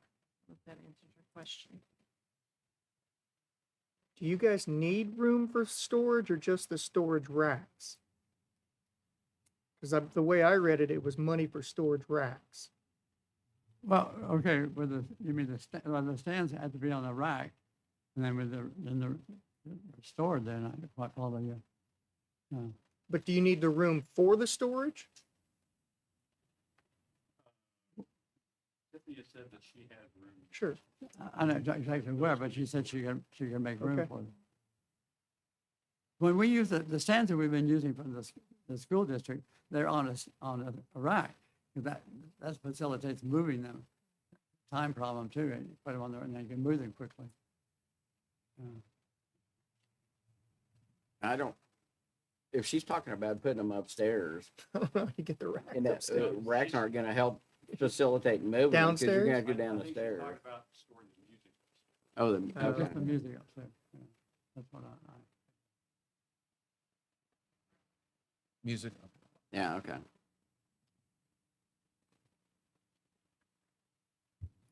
Do we have any other questions? Thank you guys, and thank you for being here to answer questions, and thank you. thank you. While you're here, when's your first concert? The day after Memorial. Memorial Day, I think it's the Okay. 29. May, That's okay? our first concert. And we go to the middle of July, including the July 4, assuming they have the celebration. Yeah. We would play for that evening also. That's exciting, so thank you guys. All right, thank you. Just quickly, if we had any questions for Ottawa Main Street, Sarah's at a conference and was going to get back into the session. If we don't have any questions for her, you can let her know. Yeah, we don't have any questions for her. Do we have any questions for any other groups? I guess Hope House, we'll give you guys some time. I meant to, I was going to call on you guys later, but this could get you out of here sooner. One, if you wanted to talk about last year, you were a first time an awardee. How that went, and then maybe give us a quick update on your building. Because The I last, meant that there was a lot of questions going on earlier and I totally forgot to call you guys up and see. last year, they told us exactly how many jars of peanut butter and how I many know, pounds of that's- turkey, so I'm trying to figure out exactly, what numbers they're coming at this year with. We're good. Yeah. All right, good. Like you see our little meal plan thing. Yeah. there. We have it all planned out. So, okay, so I don't mean to sound ungrateful, but we haven't received our last year's money yet. So we haven't spent it. But So we will. we will. We'll spend it as soon as we get it. As soon as it comes our way, and we've been in contact with Melissa about that. So I don't know if we were supposed to request it or anyway. So when we get it, we'll spend it exactly on what we told you we're going to do. And then we plan to do something a little bit differently this year, and that's put these meal kits together. And we've already been trying that out, and it works really well. And we give, so it's all put in a big like gallon baggie, and it's all there. And then people can choose. Do you want tuna casserole, blah, blah, blah, blah, blah. And then they come through and they choose one and they get the whole kit. So it's ready to go. Has a recipe, everything that you need to make a whole meal. So it's sometimes trying to plan with the food pantry, what am I gonna do? I got pancake mix and some green beans. It's not always easy to come up with a meal with some of the things we provide, but to have a whole meal, that just takes the stress off of somebody, at least for one meal, to like take that burden off of them. It seems that they like it pretty well. So hoping that that's what we'll do again. And we want to apologize for how we left because we just, We're cleaning up our Yeah. building. Yeah. we are going to be open tomorrow though. So we will be open tomorrow. It won't all look pretty, but it will be serviceable and that's what we need right now. So So if anybody needs to come and get food or water or something without power still or whatever, we're gonna be open and try to provide as much as we can for our community. Fantastic thing. Can you touch on, looked like there was a little roof damage, your front windows, how extensive it was for you guys? yeah, well, if that business next door hadn't lost all of its stuff, we'd be sitting pretty well. But yeah, all our windows are out on the west side, and then one of the big windows in the front, and some roof damage. The claims adjuster was there last night, and he took pictures and went over everything. So, but interior, just water, a little bit of water from the broken windows, all the glass. But no real damage to. The main thing was we were without power for 2 days. We were able to get some of our fridges and freezers on generators. We weren't able to get everything on generators as soon as we would have liked. So we have lost a lot of eggs. We lost a lot of eggs. So that's something that we'll have to replace. So that's kind of sad. Hey, and we want to put a plug in since Arbor Day is coming up. We lost 2 big trees. So One on we each need some side of the trees. building. So if anybody Talk wants to to Greg donate right there. one, Yeah. two trees, Like do some well, planting mature. and hotels to look us up because we'd be more than happy to do that. But yeah, in the scheme of things, we have very little damage and And shout out to Southern Star. Yeah. They came and cleaned up our parking lot for us. And if they wouldn't have done that, we wouldn't be able to open this week. boarded our windows, did all that. So we're in a decent spot and we'll open tomorrow. It's on your request to make sure I understand. So what the kids are talking about, it's an addition, but for this 2027, we're going to want the same thing as you requested last year, which was we talked about the peanut butter. It's hard to talk about food at lunchtime right now. I'm Right, getting right. hungry, but So it's different food items. it's So different totally. right, so it won't be These are all the the kids. peanut butter and the meat that we did last time. So it'll actually be Like one is the taco soup kit. So it has all the things that you need for taco Okay. soup. So it's bagged up, ready to go, and the client gets that, and then they can go home and make taco soup. So how many total kits would this purchase? Do you have any idea of total? 1, 2, we're looking 3, at? 4. So it's 5 different meal kits at 250 households each, so 1250, We didn't do the Yeah. math. So 1,250. 5 times 250. 1250. and so what will it be like about every other month thing that we'll put the meal kits out there and then have a month go by and then put the meal kits out there again. So And the goal is for us in the future is that every month we can offer a different meal kit per each month for each client to kind of choose. About $10 per meal kit. Awesome. Any other questions for them? No, but I do want to just clarify, so you'd made a comment, you hadn't been paid for last year, but that's actually this current year that we're in, right? Because we're looking at Yeah. next year's funding, Yeah. so there was just a. First quarter. This year, yeah. Yeah. Well, because he said, how did it go? And I'm like, We don't know yet. But we have purchased those items Mhm. and we'll continue to Yeah. purchase those items. Because we purchased how much turkey a month? We purchased A lot. that much turkey to get out to and our numbers have been growing steadily. Well, thank you guys. Thank you for being here, and thank you for the work you do for the community, and good luck for tomorrow. So, Right. We're gonna go clean up. yes, yeah. Director Landis, the difference over the 2026 award, am I missing something, or is the total requested a typo? Should it be 738720? I'm sorry, where are you looking? All the way to the right, difference over 2026 award? Yeah, you're right. Just making doesn't sure. matter. I didn't know if I was, there was something I was, $2,000 not subtracting or whatever. It's a No, difference it's of not adding the $2,000. whole column. You're correct. Okay, so the difference over 2026 is 738720. Yes. Okay, just making sure. Yeah, okay. Anybody have question? If we don't, I'll go ahead and I'll pick on Skylar. Let you. Yeah. I'll pick on I'll say Skylar. pick on. Your eyes lit up when I said that. You're like, just give me, Let's do it. like, put me in, coach.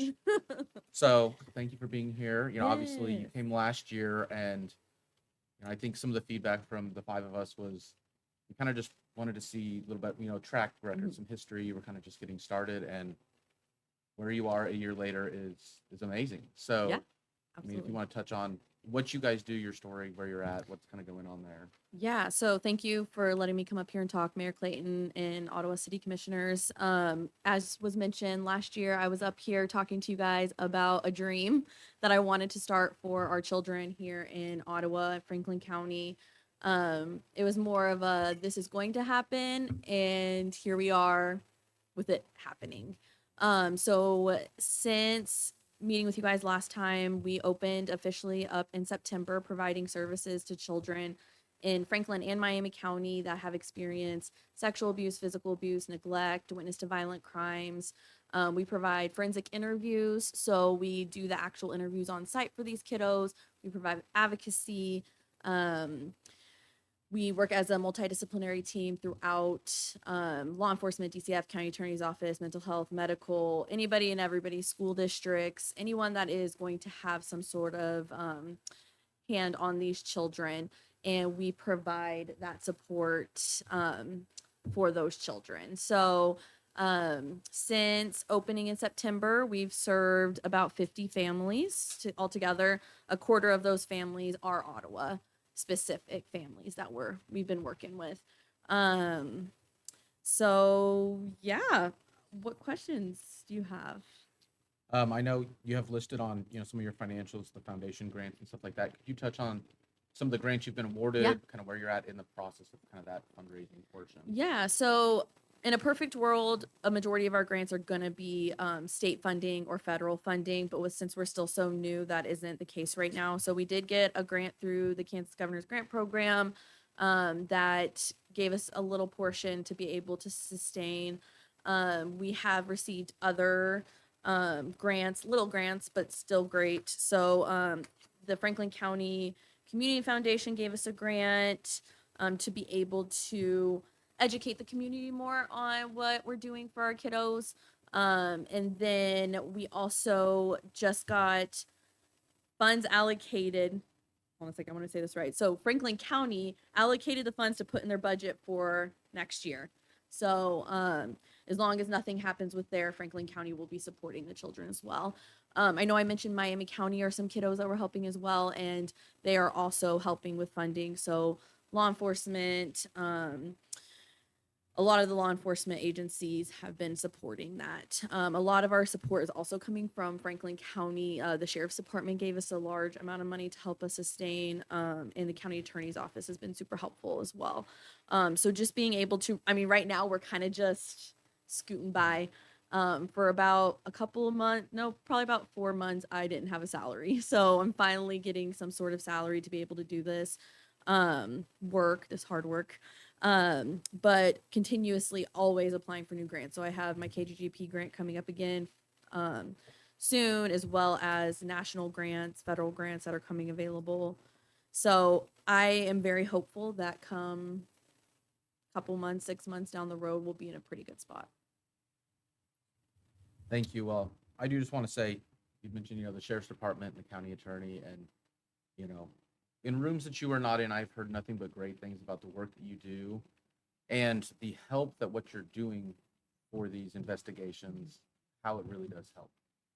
It's not just for the families. That's, amazing benefit as well, but it is actually helping justice for these kids that are coming through your doors. So you had mentioned a year ago, you had a dream, and, regardless of how we decide, I want you to know kudos on what you've accomplished in a year by yourself, and getting a board that, Yes. with all of that. So, And I appreciate you saying that, all of that, but really just hitting home that, we work very closely with our multidisciplinary team partners, and we're making their job not easier, but we're helping, right? Law enforcement is no longer having to do these hard interviews. We're working as a team to do them together, and they're able to do their job, which is hopefully go arrest somebody that is hurting our children in our community. But not only that, these interviews are legally sound interviews that I'm doing and completing, and it helps in the long term be able to ideally prosecute these families. I'll leave you with just like a little bit of information. So I'm actually testifying for the first time coming up here shortly, which I'm not looking forward to, but it'll be great. But the exciting thing about that is it's for a prelim. So this child doesn't have to go on the stand and talk about the horrific things that have happened to them. I get to be the person that talks for them. So of course, if they go to trial, they have to still go up there and talk, but this limits the amount of times they have to tell their story. And one other thing I'll add is I recently did an interview with a 4-year-old, and we left that room, and walking down the hallway, he just grabbed my hand, just held my hand all the way down the hallway. And it just reminded me, like, this is the safe place for these kids. It's not an ideal situation. No one wants to come and talk about this stuff, but these kids genuinely feel that safety that is there with them. Now, your mission sounds a little different from CASA. Can you tell us how you work with CASA? Yeah, so we do partner with CASA, not a whole lot. So I need to figure out for sure, like I know what they do, but I don't want to speak for them in a wrong way. But our cases are going to be more felony level or crimes that have been committed. So CASA is more like family court, maybe custody situations, safety for the kids, but not to the level of what we're at. So what we do specifically is we're getting our referrals from law enforcement and DCF. So they come to us and say, hey, kiddo disclosed sexual abuse. We need to do an interview. Is that helpful? Okay, yeah. So CASA wouldn't do that. No. Safe, level Nope. of. They provide court advocacy. So they would go for like a child in need of care case just to support that child, but we're going to like the actual like court to help the kids. Yeah, and I would like people, you do have the exact same forensic interview training that our own police detectives have, right, Adam? And they work together, and it's a direct benefit to the department, right? I mean, it's helping you guys out, and yeah, I think it's, yeah, they have more time to actually put the bad guys away than, okay. And there's just a difference. I mean, walking into a police department, and I say this all the time, like, I cannot believe the law enforcement we have in Franklin County. Absolutely phenomenal. But still, imagine a little kid, a little 4-year-old walking into the police station, and automatically there's those, barriers. But then also talking to a law enforcement officer is also scary. So instead, they come to our building where there's colorful couches and handprints on the wall and books they can read and all of that stuff, that it just changes the way we look at these situations and how we help the kids from disclosure of the crime that has committed all the way through to hopefully prosecution or whatever justice looks like for those families. Did you say you requested funds from Franklin County? Yes, I did. What was that amount that you requested? So I actually requested the same amount And From is that both what they awarded you? Yes, as long as everything goes well, they did put it into their budget to do that. And can you tell me a little bit about what those funds will do? Yeah, so the way I kind of put those funds together is I took a rough number about how much money we're spending on each child in Ottawa that's coming through our services. So if we look at about, and this is very, very low, but let's say we've spent $400 on one child coming through our services, and then timesing that by, I anticipate serving about 100 kids the first year, and a quarter of those kids are Ottawa. So that's where those numbers came from, as well as being able to sustain the position to provide those services. And then, oh, I'm sorry. And then I also took a quarter of that to go towards rent, electricity, utilities for our Ottawa kiddos. And Miami County's helping too, you said, Yes, right? they are. Yep. Can you tell us at what extent they're percent or total or what? So right now between Miami County and Miami County Sheriff's Office and Paola PD, they've donated close to $10,000 between them. I've reached out to like their county and their town, and they don't have a community partner fund kind of like this, so that's not an option. But we have great team members in Miami County that are rallying, and we're doing fundraisers all the time. So the amount of money Miami's donating, is that commensurate with the number of children you're seeing? Yes, and something to also know is that Franklin County as a whole makes up about 50% of the kids that we've seen so far. And then some sprinkled in with Miami County, and then actually some from Osage, Lynn, Anderson, in different places as well. Because we don't have CACs in any of these locations for children. So you're already working with this number of kids, correct? Yes, we've already provided 50 forensic interviews. So this kind of answers itself, but tell me how this would benefit you by receiving, and I'm not gonna, if you do get the county money and the city money funded to you. Sorry. How does that benefit? I Yeah, don't want to use the word benefit. Yeah. How does it move you forward? Yeah. In your business, in what you're doing? Yeah, so I mean, it just allows us to expand our services. So we have big dreams over at Asher Advocacy Center. Right now, I just hired a part-time employee, so it's not just me, but prior to that, I didn't have funding to do that. So I was doing all of those forensic interviews I just told you about. I was running all operations, putting together our team meetings, following up with families, anything and everything. But CACs do a lot more than just the forensic interview and the advocacy piece of it. They also do education in the schools to talk about healthy relationships and hopefully preventing these things from happening in our community. So that's something that eventually we'd love to do. Some CACs provide support in medical situations. So if a child goes into Advent Health for a sexual assault exam, advocates could go to the hospital and provide that support for the families instead of them just sitting in a hospital room not knowing what happens next. So a lot of different things that are kind of coming down the line. But this money will just keep us at what we need right now to be providing these services. Cause I'm kind of just making it happen. I don't want to sound insincere. Yeah. The numbers, honestly, as a person that sets budget, I hate to say this, but the numbers are irrelevant to me when it comes to what we're talking about, who it's going to benefit. Yeah. I'm just asking these questions because if anybody's listening and they're not 100% sure what you do or what these funds might be going to, I want to hear it out of your mouth. Yeah. Tell these folks what it's for. Yeah.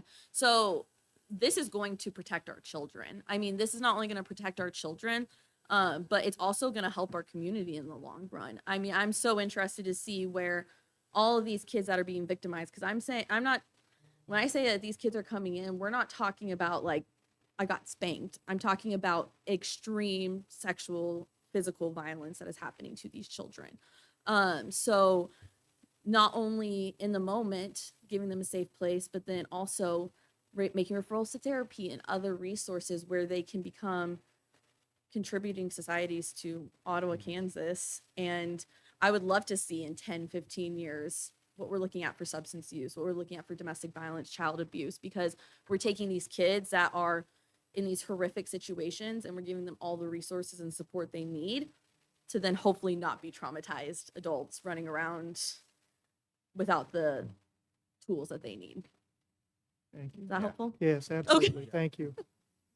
One quick thing. Yeah. You've mentioned it a few times on some of the counties. If someone doesn't know who's listening, what's a CAC? Yeah, so a CAC is a child advocacy center. So they are nationally accredited throughout the United States.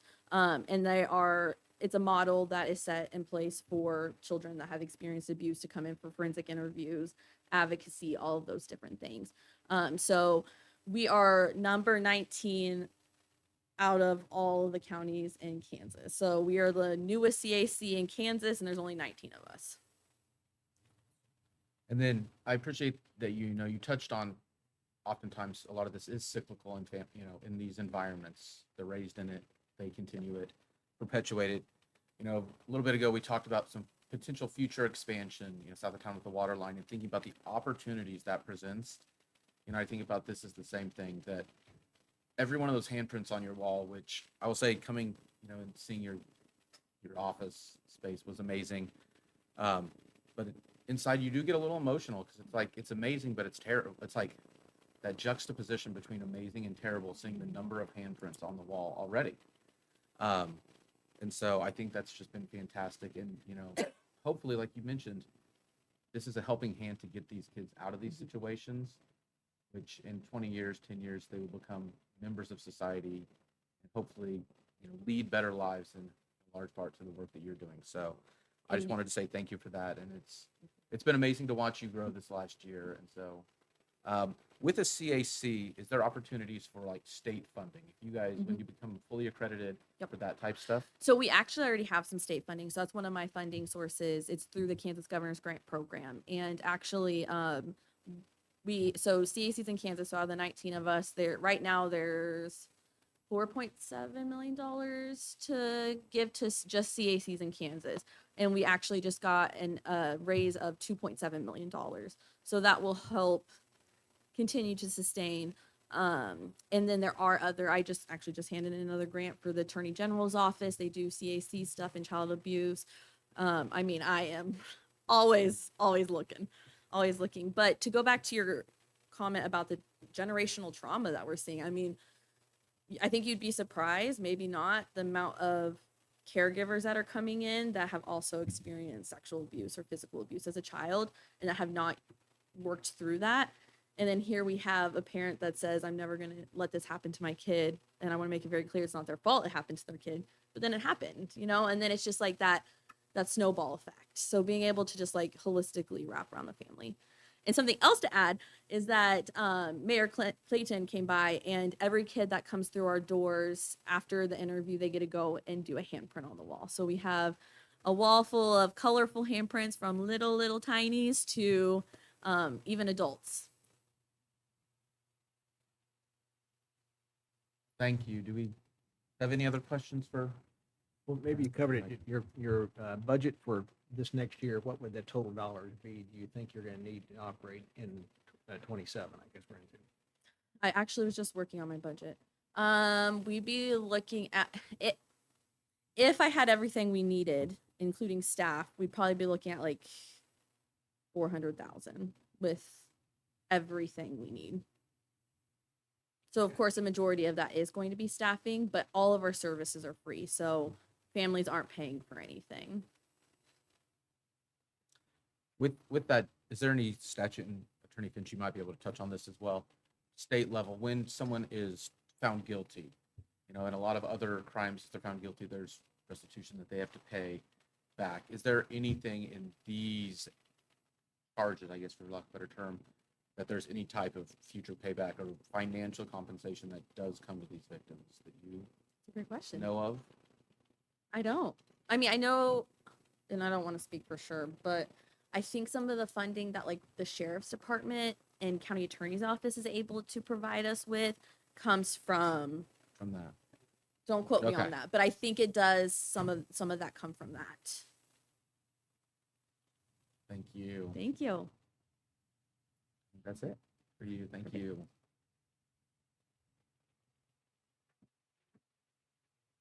Okay, do we have any other questions for either fireworks, Elizabeth Layton area, Ottawa Area Chamber of Commerce? Sorry, Rob. No other questions? Well, thank you guys for being here and the services you provide. Thank you. So to wrap up this item on your agenda, there's no decision that needs to be made. If you want to provide some comments back to us as staff, we will then bring back a financial recommendation on how you could fund these requests that have been brought to you.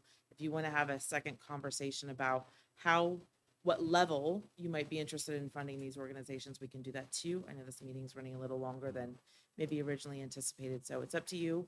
If you'd like to tackle that now, or if we want to bring it back.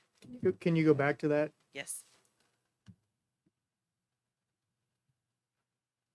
I mean, quite frankly, Mayor, the only question I have is the 4,300 to the city band, because I'm waiting on the answer from the USD 290 about why. Yeah. I mean, I'm comfortable with the requests that have everybody's asked for.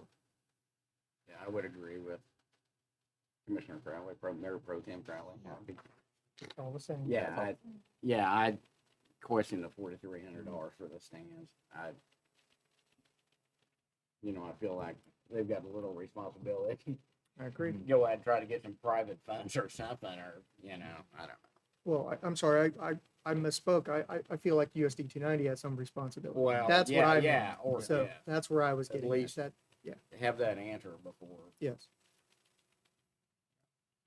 Anyone else? We'll certainly get those yeah. those questions answered. Appreciate I as well, for the rest of them, think they're great, and then look forward to kind of your guys' recommendation on where that all kind of funnels in and how that comes from. Okay. What they each provide. I'd still like to give Leslie her dollar, but I'll You- personally do that. She so can argue with you. Yeah. I'll personally cover that. Okay. Oh, there is. Okay. Do you know, is that awarded through quarter? Do they have to like apply separately? You want to come? Leslie, You want to come to the microphone? Okay. thank you.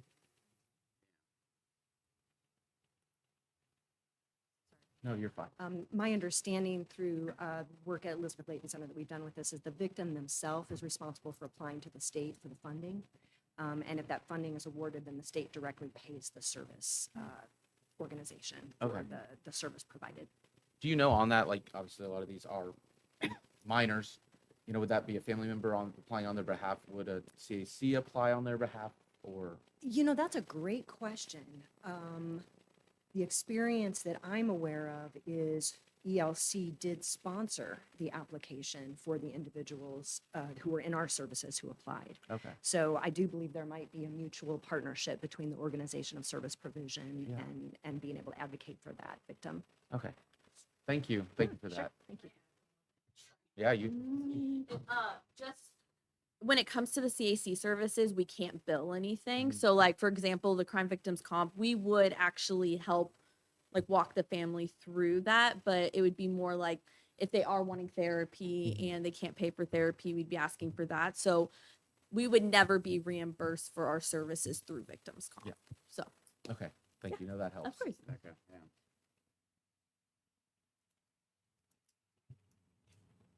Anything else on this item? I think that's it for that. Okay, thank you. Thank you. That'll take us to item 11B, consideration of bid award for tree trimming with Director Welsh. This item is to consider award of tree trimming bid to Tid Tree in the amount of $45,500. Good afternoon now, afternoon. Mayor and Commissioners. So I'm going to do both this one and the next one as a combined presentation for you. As you had mentioned, I am here to present the tree trimming and the tree removal projects for Forest Park. So staff's recommending the approval of these to execute each of these agreements. Excuse me. As you guys remember, last year, the city applied for a grant opportunity through the Kansas Forestry Service, which we were approved for in late 2025. This grant, which was fully funded reimbursable grant, focuses on tree care in the designated CGEST area.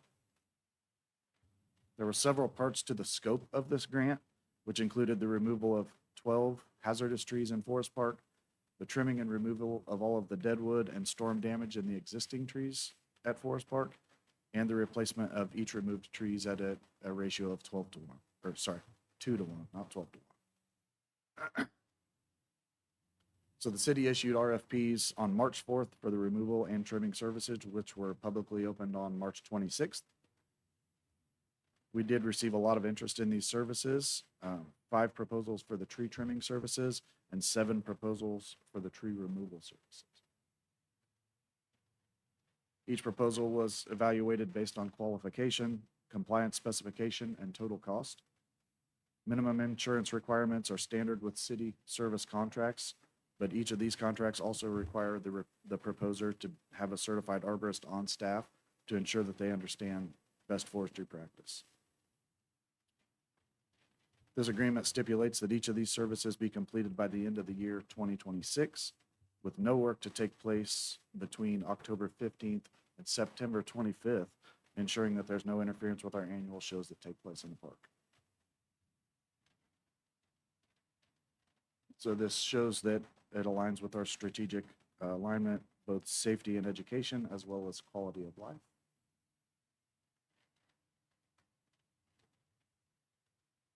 And again, we would just recommend the approval of each of these agreements and the authorization for staff to execute them.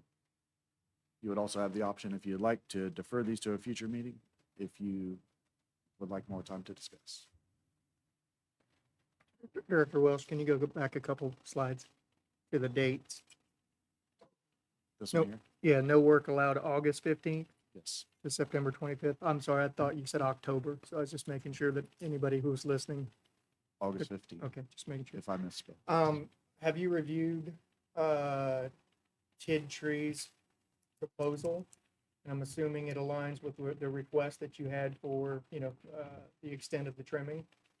Because it was significantly less than the other 4. Yes, so there was a significant difference in the tree trimming proposals. So I've got Greg here with me, but it's my understanding that each one of these groups reached out to us, and we actually had a walkthrough with each one of them to point out the things that we were requesting for these RFPs. So we met with all of them to give them a detailed explanation of what we would expect.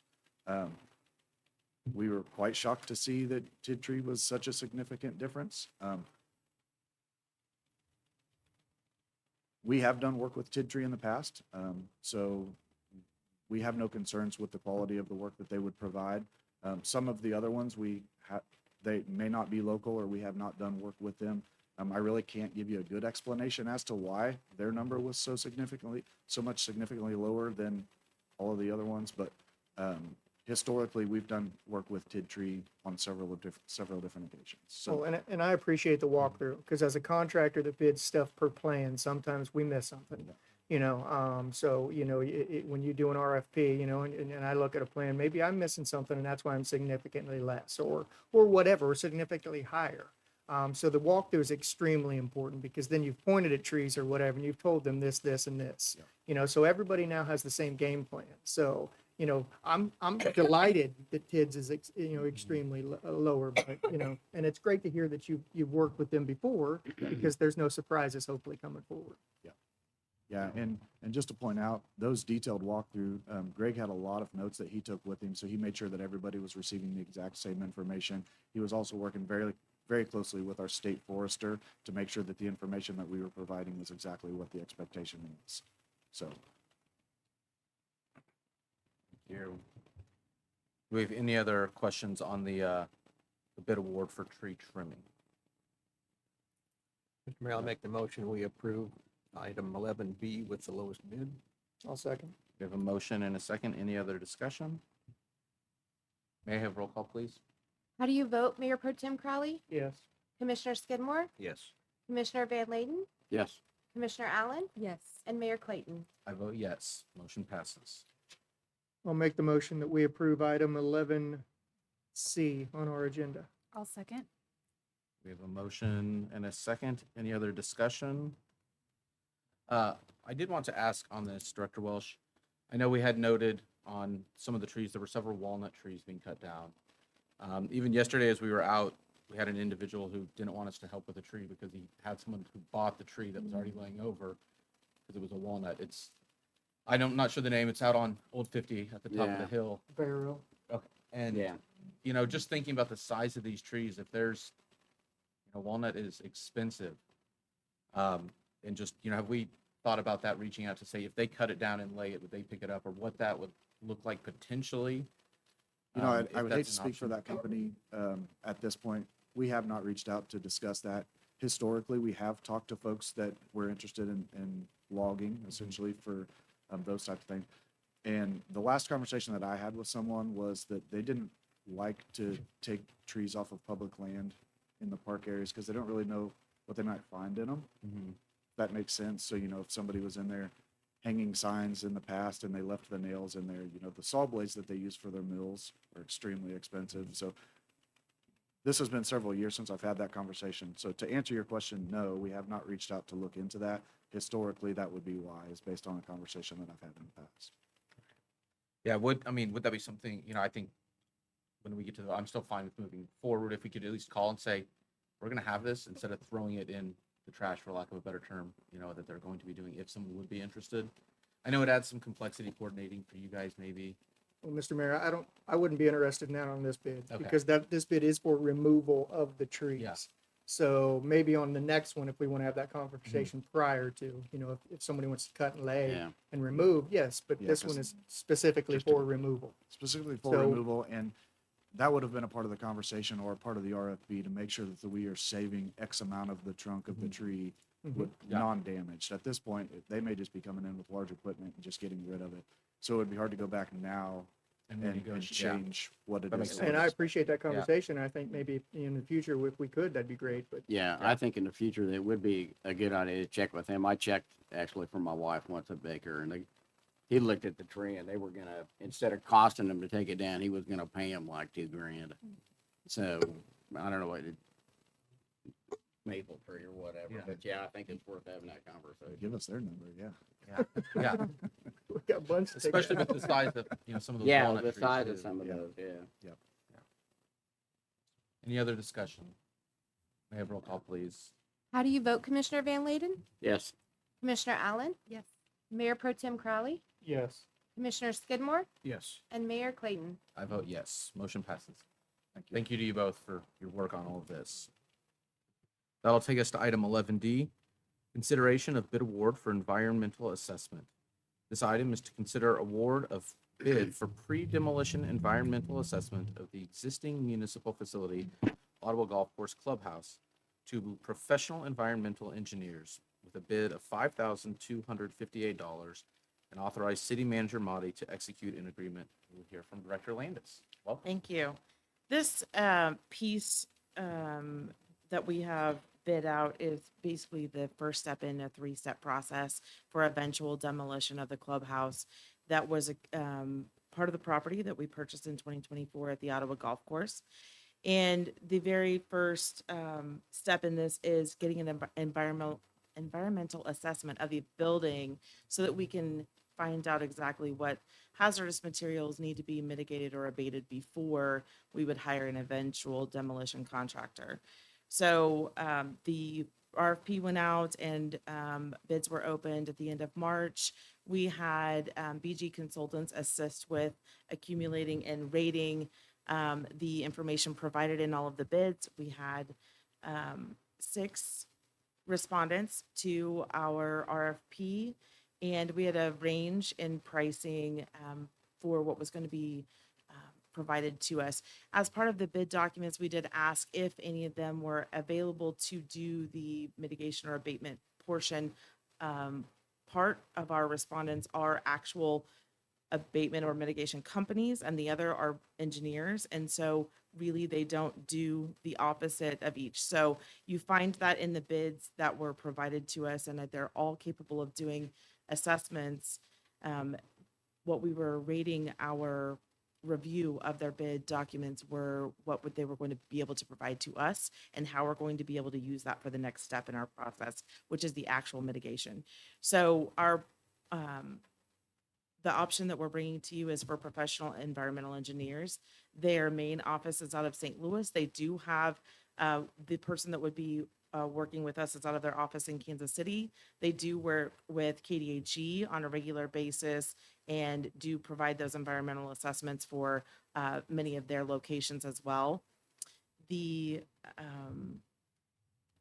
first step in this, of course, is to go ahead and approve or send us in a different direction on this step.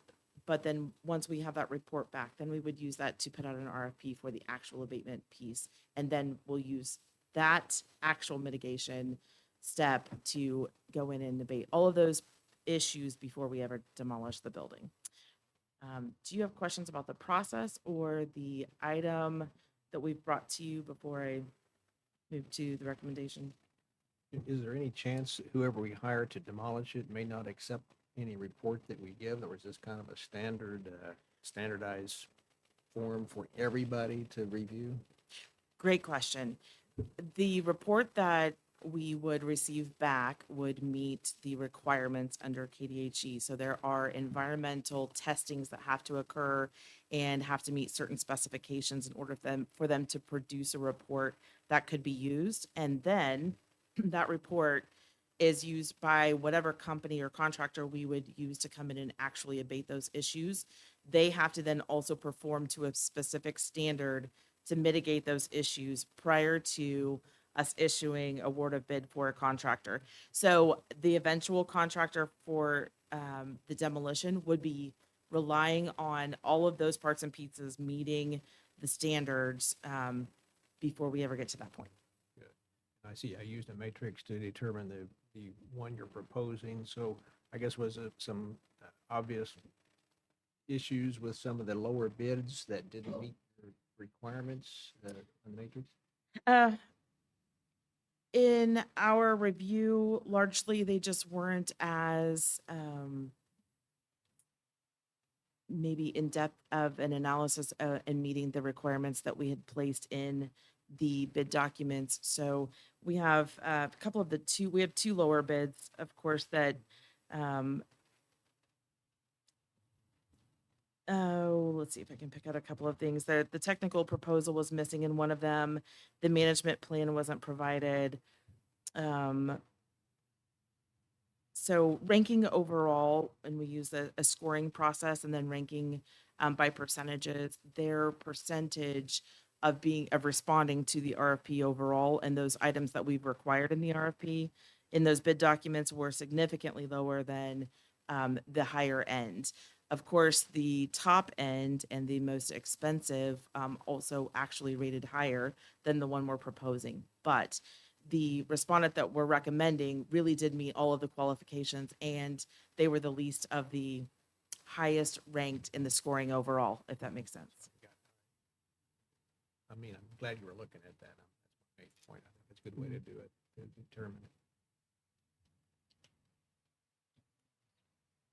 If you have other questions, I'm happy to answer, but our recommendation would be to award the bid and authorize the city manager to enter into a contract with professional environmental engineers for the pre-demolition environmental assessment of our municipal facility in the amount of $5,258.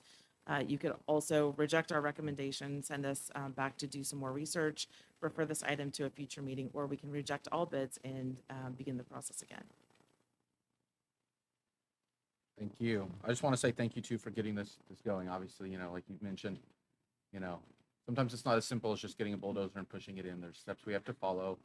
And we are doing that to make sure there's no environmental concerns in the building, especially when it's been added onto so many times and things. There's so many varying decades of construction inside there, to be unsure what's in there. So That is the biggest challenge. I'm sure if you ask the neighbors if they'd like us to spend $5,200 to make sure there's no asbestos or lead paint, they would certainly appreciate it. Yeah. I'll make the motion, we approve item 11D. we have a motion. Do we have a second? Second. We have a motion and a second. Any other discussion? May I have roll call, please?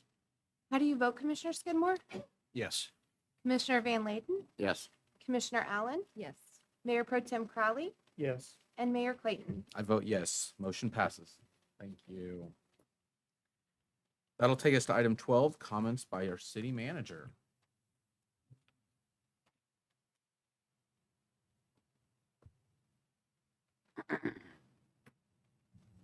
Mayor and Commissioners, I'm going to introduce Ryland with the Chamber of Commerce.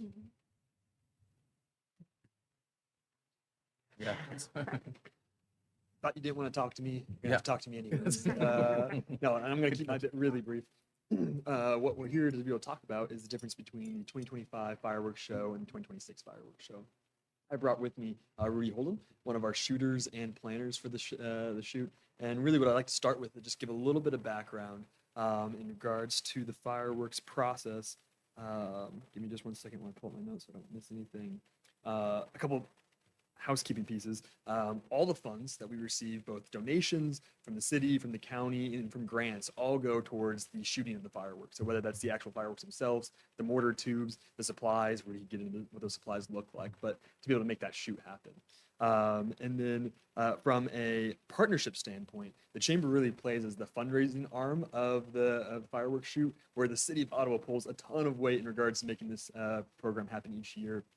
That looks like the actual purchasing of, the setup, the pickup of the fireworks, the shooting of the fireworks, even the teardown of the fireworks, the mortar tubes have all taken place by the city of Ottawa the past couple of years. And so I want to start by saying thank you. Without the city of Ottawa, we wouldn't have a fireworks shoot, really.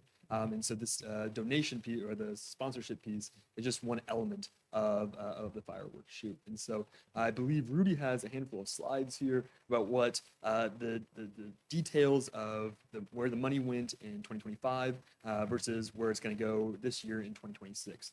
I would mention that Franklin County has again sponsored actually an increased amount for the 2026 show, being the 250th anniversary of the United States. It's going to be a big one, actually the biggest one we've ever had. And we've also applied and hopefully will receive grant funding from Evergy again to also be able to support this show. And so with that, Rudy, you're up. So today I want to walk you through how the increased 2026 fireworks budget was used, what specifically changed from 25, and how those changes improved the overall show quality, safety, and audience experience. This year's increased budget significantly enhanced both the scale and quality of the fireworks display, even though the total number of aerial shells only increased slightly.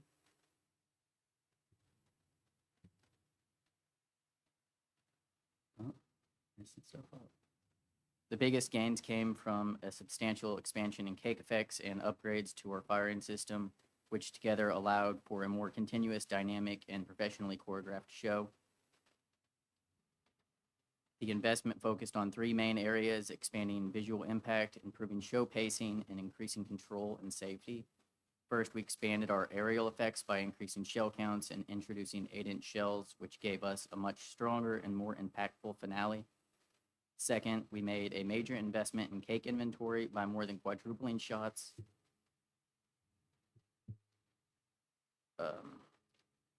We were able to create a much more continuous, high-energy show with fewer pauses and greater variety, significantly reducing downtime between effects. Third, we upgraded our firing system and supporting equipment. Additional firing modules and expanded mortar infrastructure allowed for more precise timing, more complex sequences, and improved overall safety and reliability.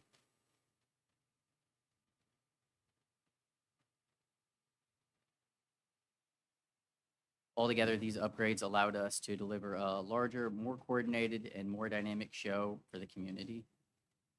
These changes clearly demonstrate how the additional investment translated into measurable results, increased effects, and firing capability allowed for a bigger, more continuous, and more visually compelling show, while also enhancing safety through improved control, timing, and system reliability.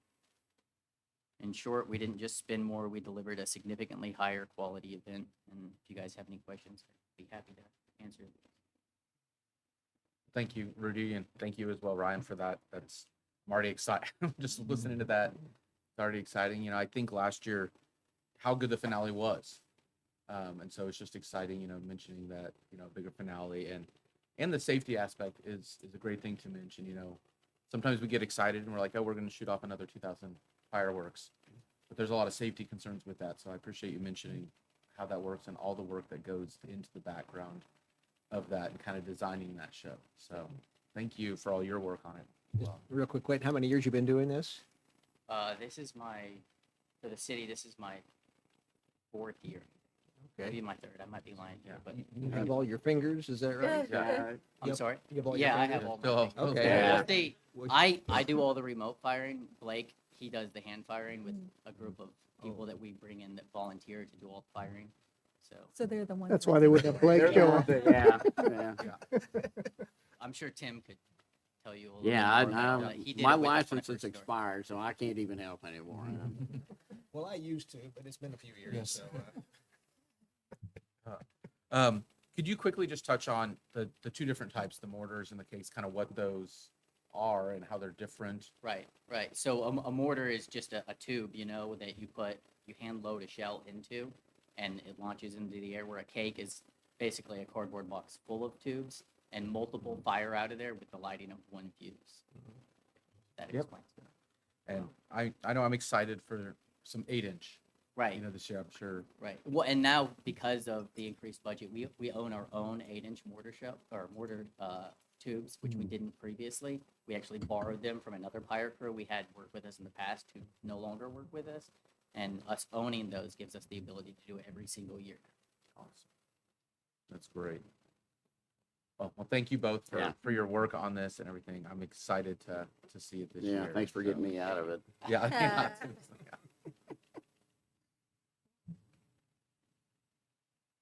Awesome. Well, just some operational highlights for the week. Coordinated response to continued water system issues and infrastructure improvements to include addressing multiple leaks, prepared for the 8-inch replacement of the water main on 4th Street, completed critical lift station valve replacement, and restored proper screening operations at the plant.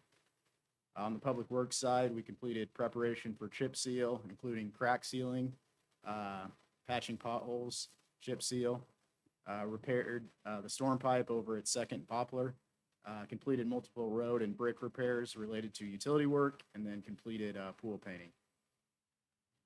Just a reminder, we still have that community development director position open until May 1st. Police officer is going to be open until filled, and then still looking for a seasonal grounds worker. Reminder of some upcoming events. Saturday, April 18th, we have Murph's Madness Golf Tournament at the Ottawa Golf Course. Still have openings for 2 teams at this time. And Saturday, April 18th, reminder, is the legislative coffee at the Ottawa Municipal Courtroom. That'll be at 10 o'clock a.m. Saturday, April 25th, is the downtown street corner planning and cleanup, starting at Haley Park at 8 a.m. and going to 11 a.m. Tentative items for the April 22nd meeting will be a proclamation recognizing Volunteer Week, a proclamation recognizing Child Abuse Awareness Month, a monthly finance report for March, a neighborhood revitalization program applications, credit card processing fees, review of draft 2027 to 2031 capital improvement program, interviews for City Planning Commission, bids for annual mowing, and design for Princeton Street. And so I added this in case we were going to hear from the department heads again, or if there was any questions on the storm response, but just want to reiterate that we had an incredible response. It's a heck of a way to start 3rd week on the job, but honestly, without the crews we had and the county response, first responders, utility, public works, this could have been a lot worse. And it was, we're in the shape we're in because we responded so fast and so well, and there was a big team effort on this, so appreciate all the staff and appreciate the support from the city commission throughout the week who have reached out and offered to help. So that's all I had. Thank you. One question on the pool. I know previously we've had issues with cracking and have to do crack repair prior to painting. And with that, have we had to do any of that this year? This year was no different. What we've done, what we did a couple of years ago is we removed all of the paint as much, at least as much as what we could. Took it all the way down to concrete. And that's really cut down in the cost of paint annually because prior to doing that, we would have to paint essentially the entire pool. But since we were able to get it all the way down and put a good coating of paint, Now we're just essentially patching or painting the patches. We're still having to do all of the concrete patching. So that part's no different, but it cuts down on the painting. Mhm. So, yeah, they're way ahead in the pool, luckily. So with the slight hiatus with cleaning up the cemetery, the pool will still be open. Yeah. Do you know when that is? It'll be, I believe, traditionally, we'll say it that way. Traditionally, it is that weekend of Memorial Day. We haven't confirmed that with ORC just yet, but traditionally that is.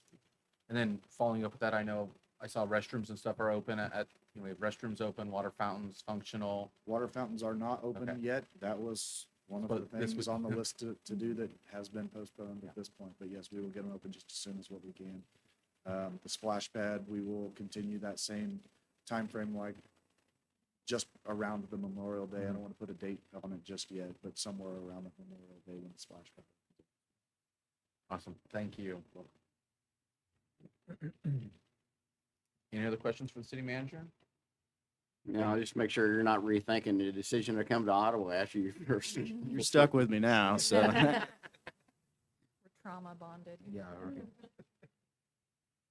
If not, that'll take us to item 13, comments by our governing body. We'll start with Commissioner Van Leeden. I just want to reiterate again, I don't know, the way that everybody came together in the community, the city, the county, all the emergency preparedness, it's just amazing. It makes me proud to be an Ottawa resident, honestly.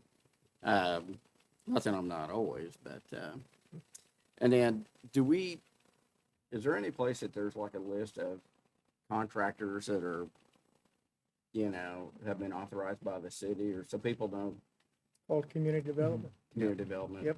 Yeah, give you because that. You can I've call, they had can email. a so list. many spam calls and Neighborhood actually we had a services, guy whatever you driving call up it and down today. the street the other day. Okay,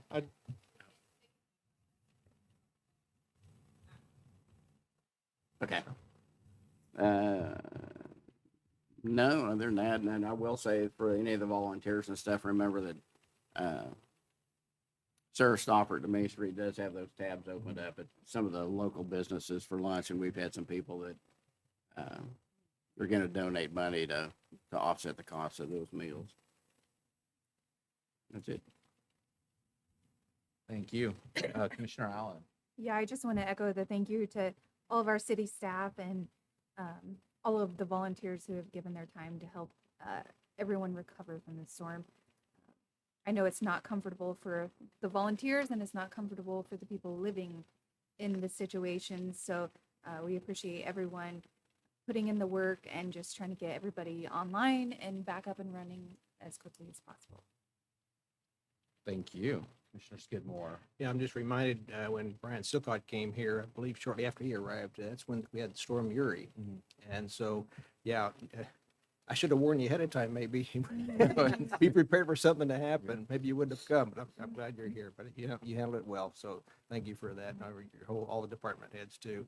I'd like to thank the Lord God above for protecting our community too. I think about it could have been so much worse, and so thank you, Lord. Mayor Pro Tem Crowley. I'll reiterate the comments to the folks that have been out there that work for the city of Ottawa doing what they do. But quite frankly, it's the same hard work and dedication that they put in every day.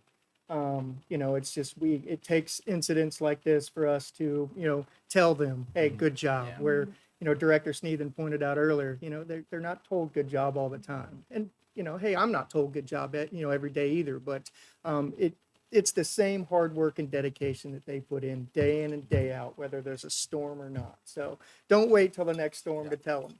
Tell them, tomorrow or a month from now or 3 months from now. Thank you. Yeah, I will reiterate the same thing that we've said. It's just amazing to be a part of this community, see the community rise up in moments like this. We kind of forget about everything else going on. Yesterday, I don't think I thought about anything other than just what we were doing out there, and so it was kind of a cool environment to be a part of. That you're all singularly focused on just helping, and that was great. I do want to give a shout out. It's been mentioned. Franklin County Emergency Management Director Winter. The great work that they have done, and all of our crews, the county, and just all the businesses. The outpouring that everyone has had has been tremendous. We talked a lot about trees today, so we've got some exciting stuff coming up for that as well. With nothing else to talk about, we have the announcements. April 22nd commission meeting is here at 4 p.m. The April 29th study session is still on for 4 p.m. at City Hall. I know we'd had some discussion. Was that the date we'd had discussion if we were keeping the meeting? So Yeah, so we're still keeping it. Just, I think, keep it on tentative, and if we need to change, we can announce that. Okay. So April 29th study session at 4 p.m. is still on, and do we need one? How long? 30 minutes, okay. Okay, so we will need an executive session for 30 minutes. And Mr. Whoever's Mayor? going to make that, can we give us a few minutes? Yeah. to Yeah. get- Good Mr. Mayor, I Yes. move that the commission recess into executive session to engage in privileged and confidential communication with the board's attorney pursuant to the attorney-client privilege exception KSA 75-4319B2. The open meeting will resume in this room at 1:50. That gives us time. I'll We second. have a motion and a second. All in favor, say aye. Aye. Aye. All opposed? We're in executive session. You're good. Motion to come out of executive session. We have a motion. Do we have a second? I'll second. All in favor? Aye. Say aye. Aye. All opposed? We are out of executive session. We are adjourned.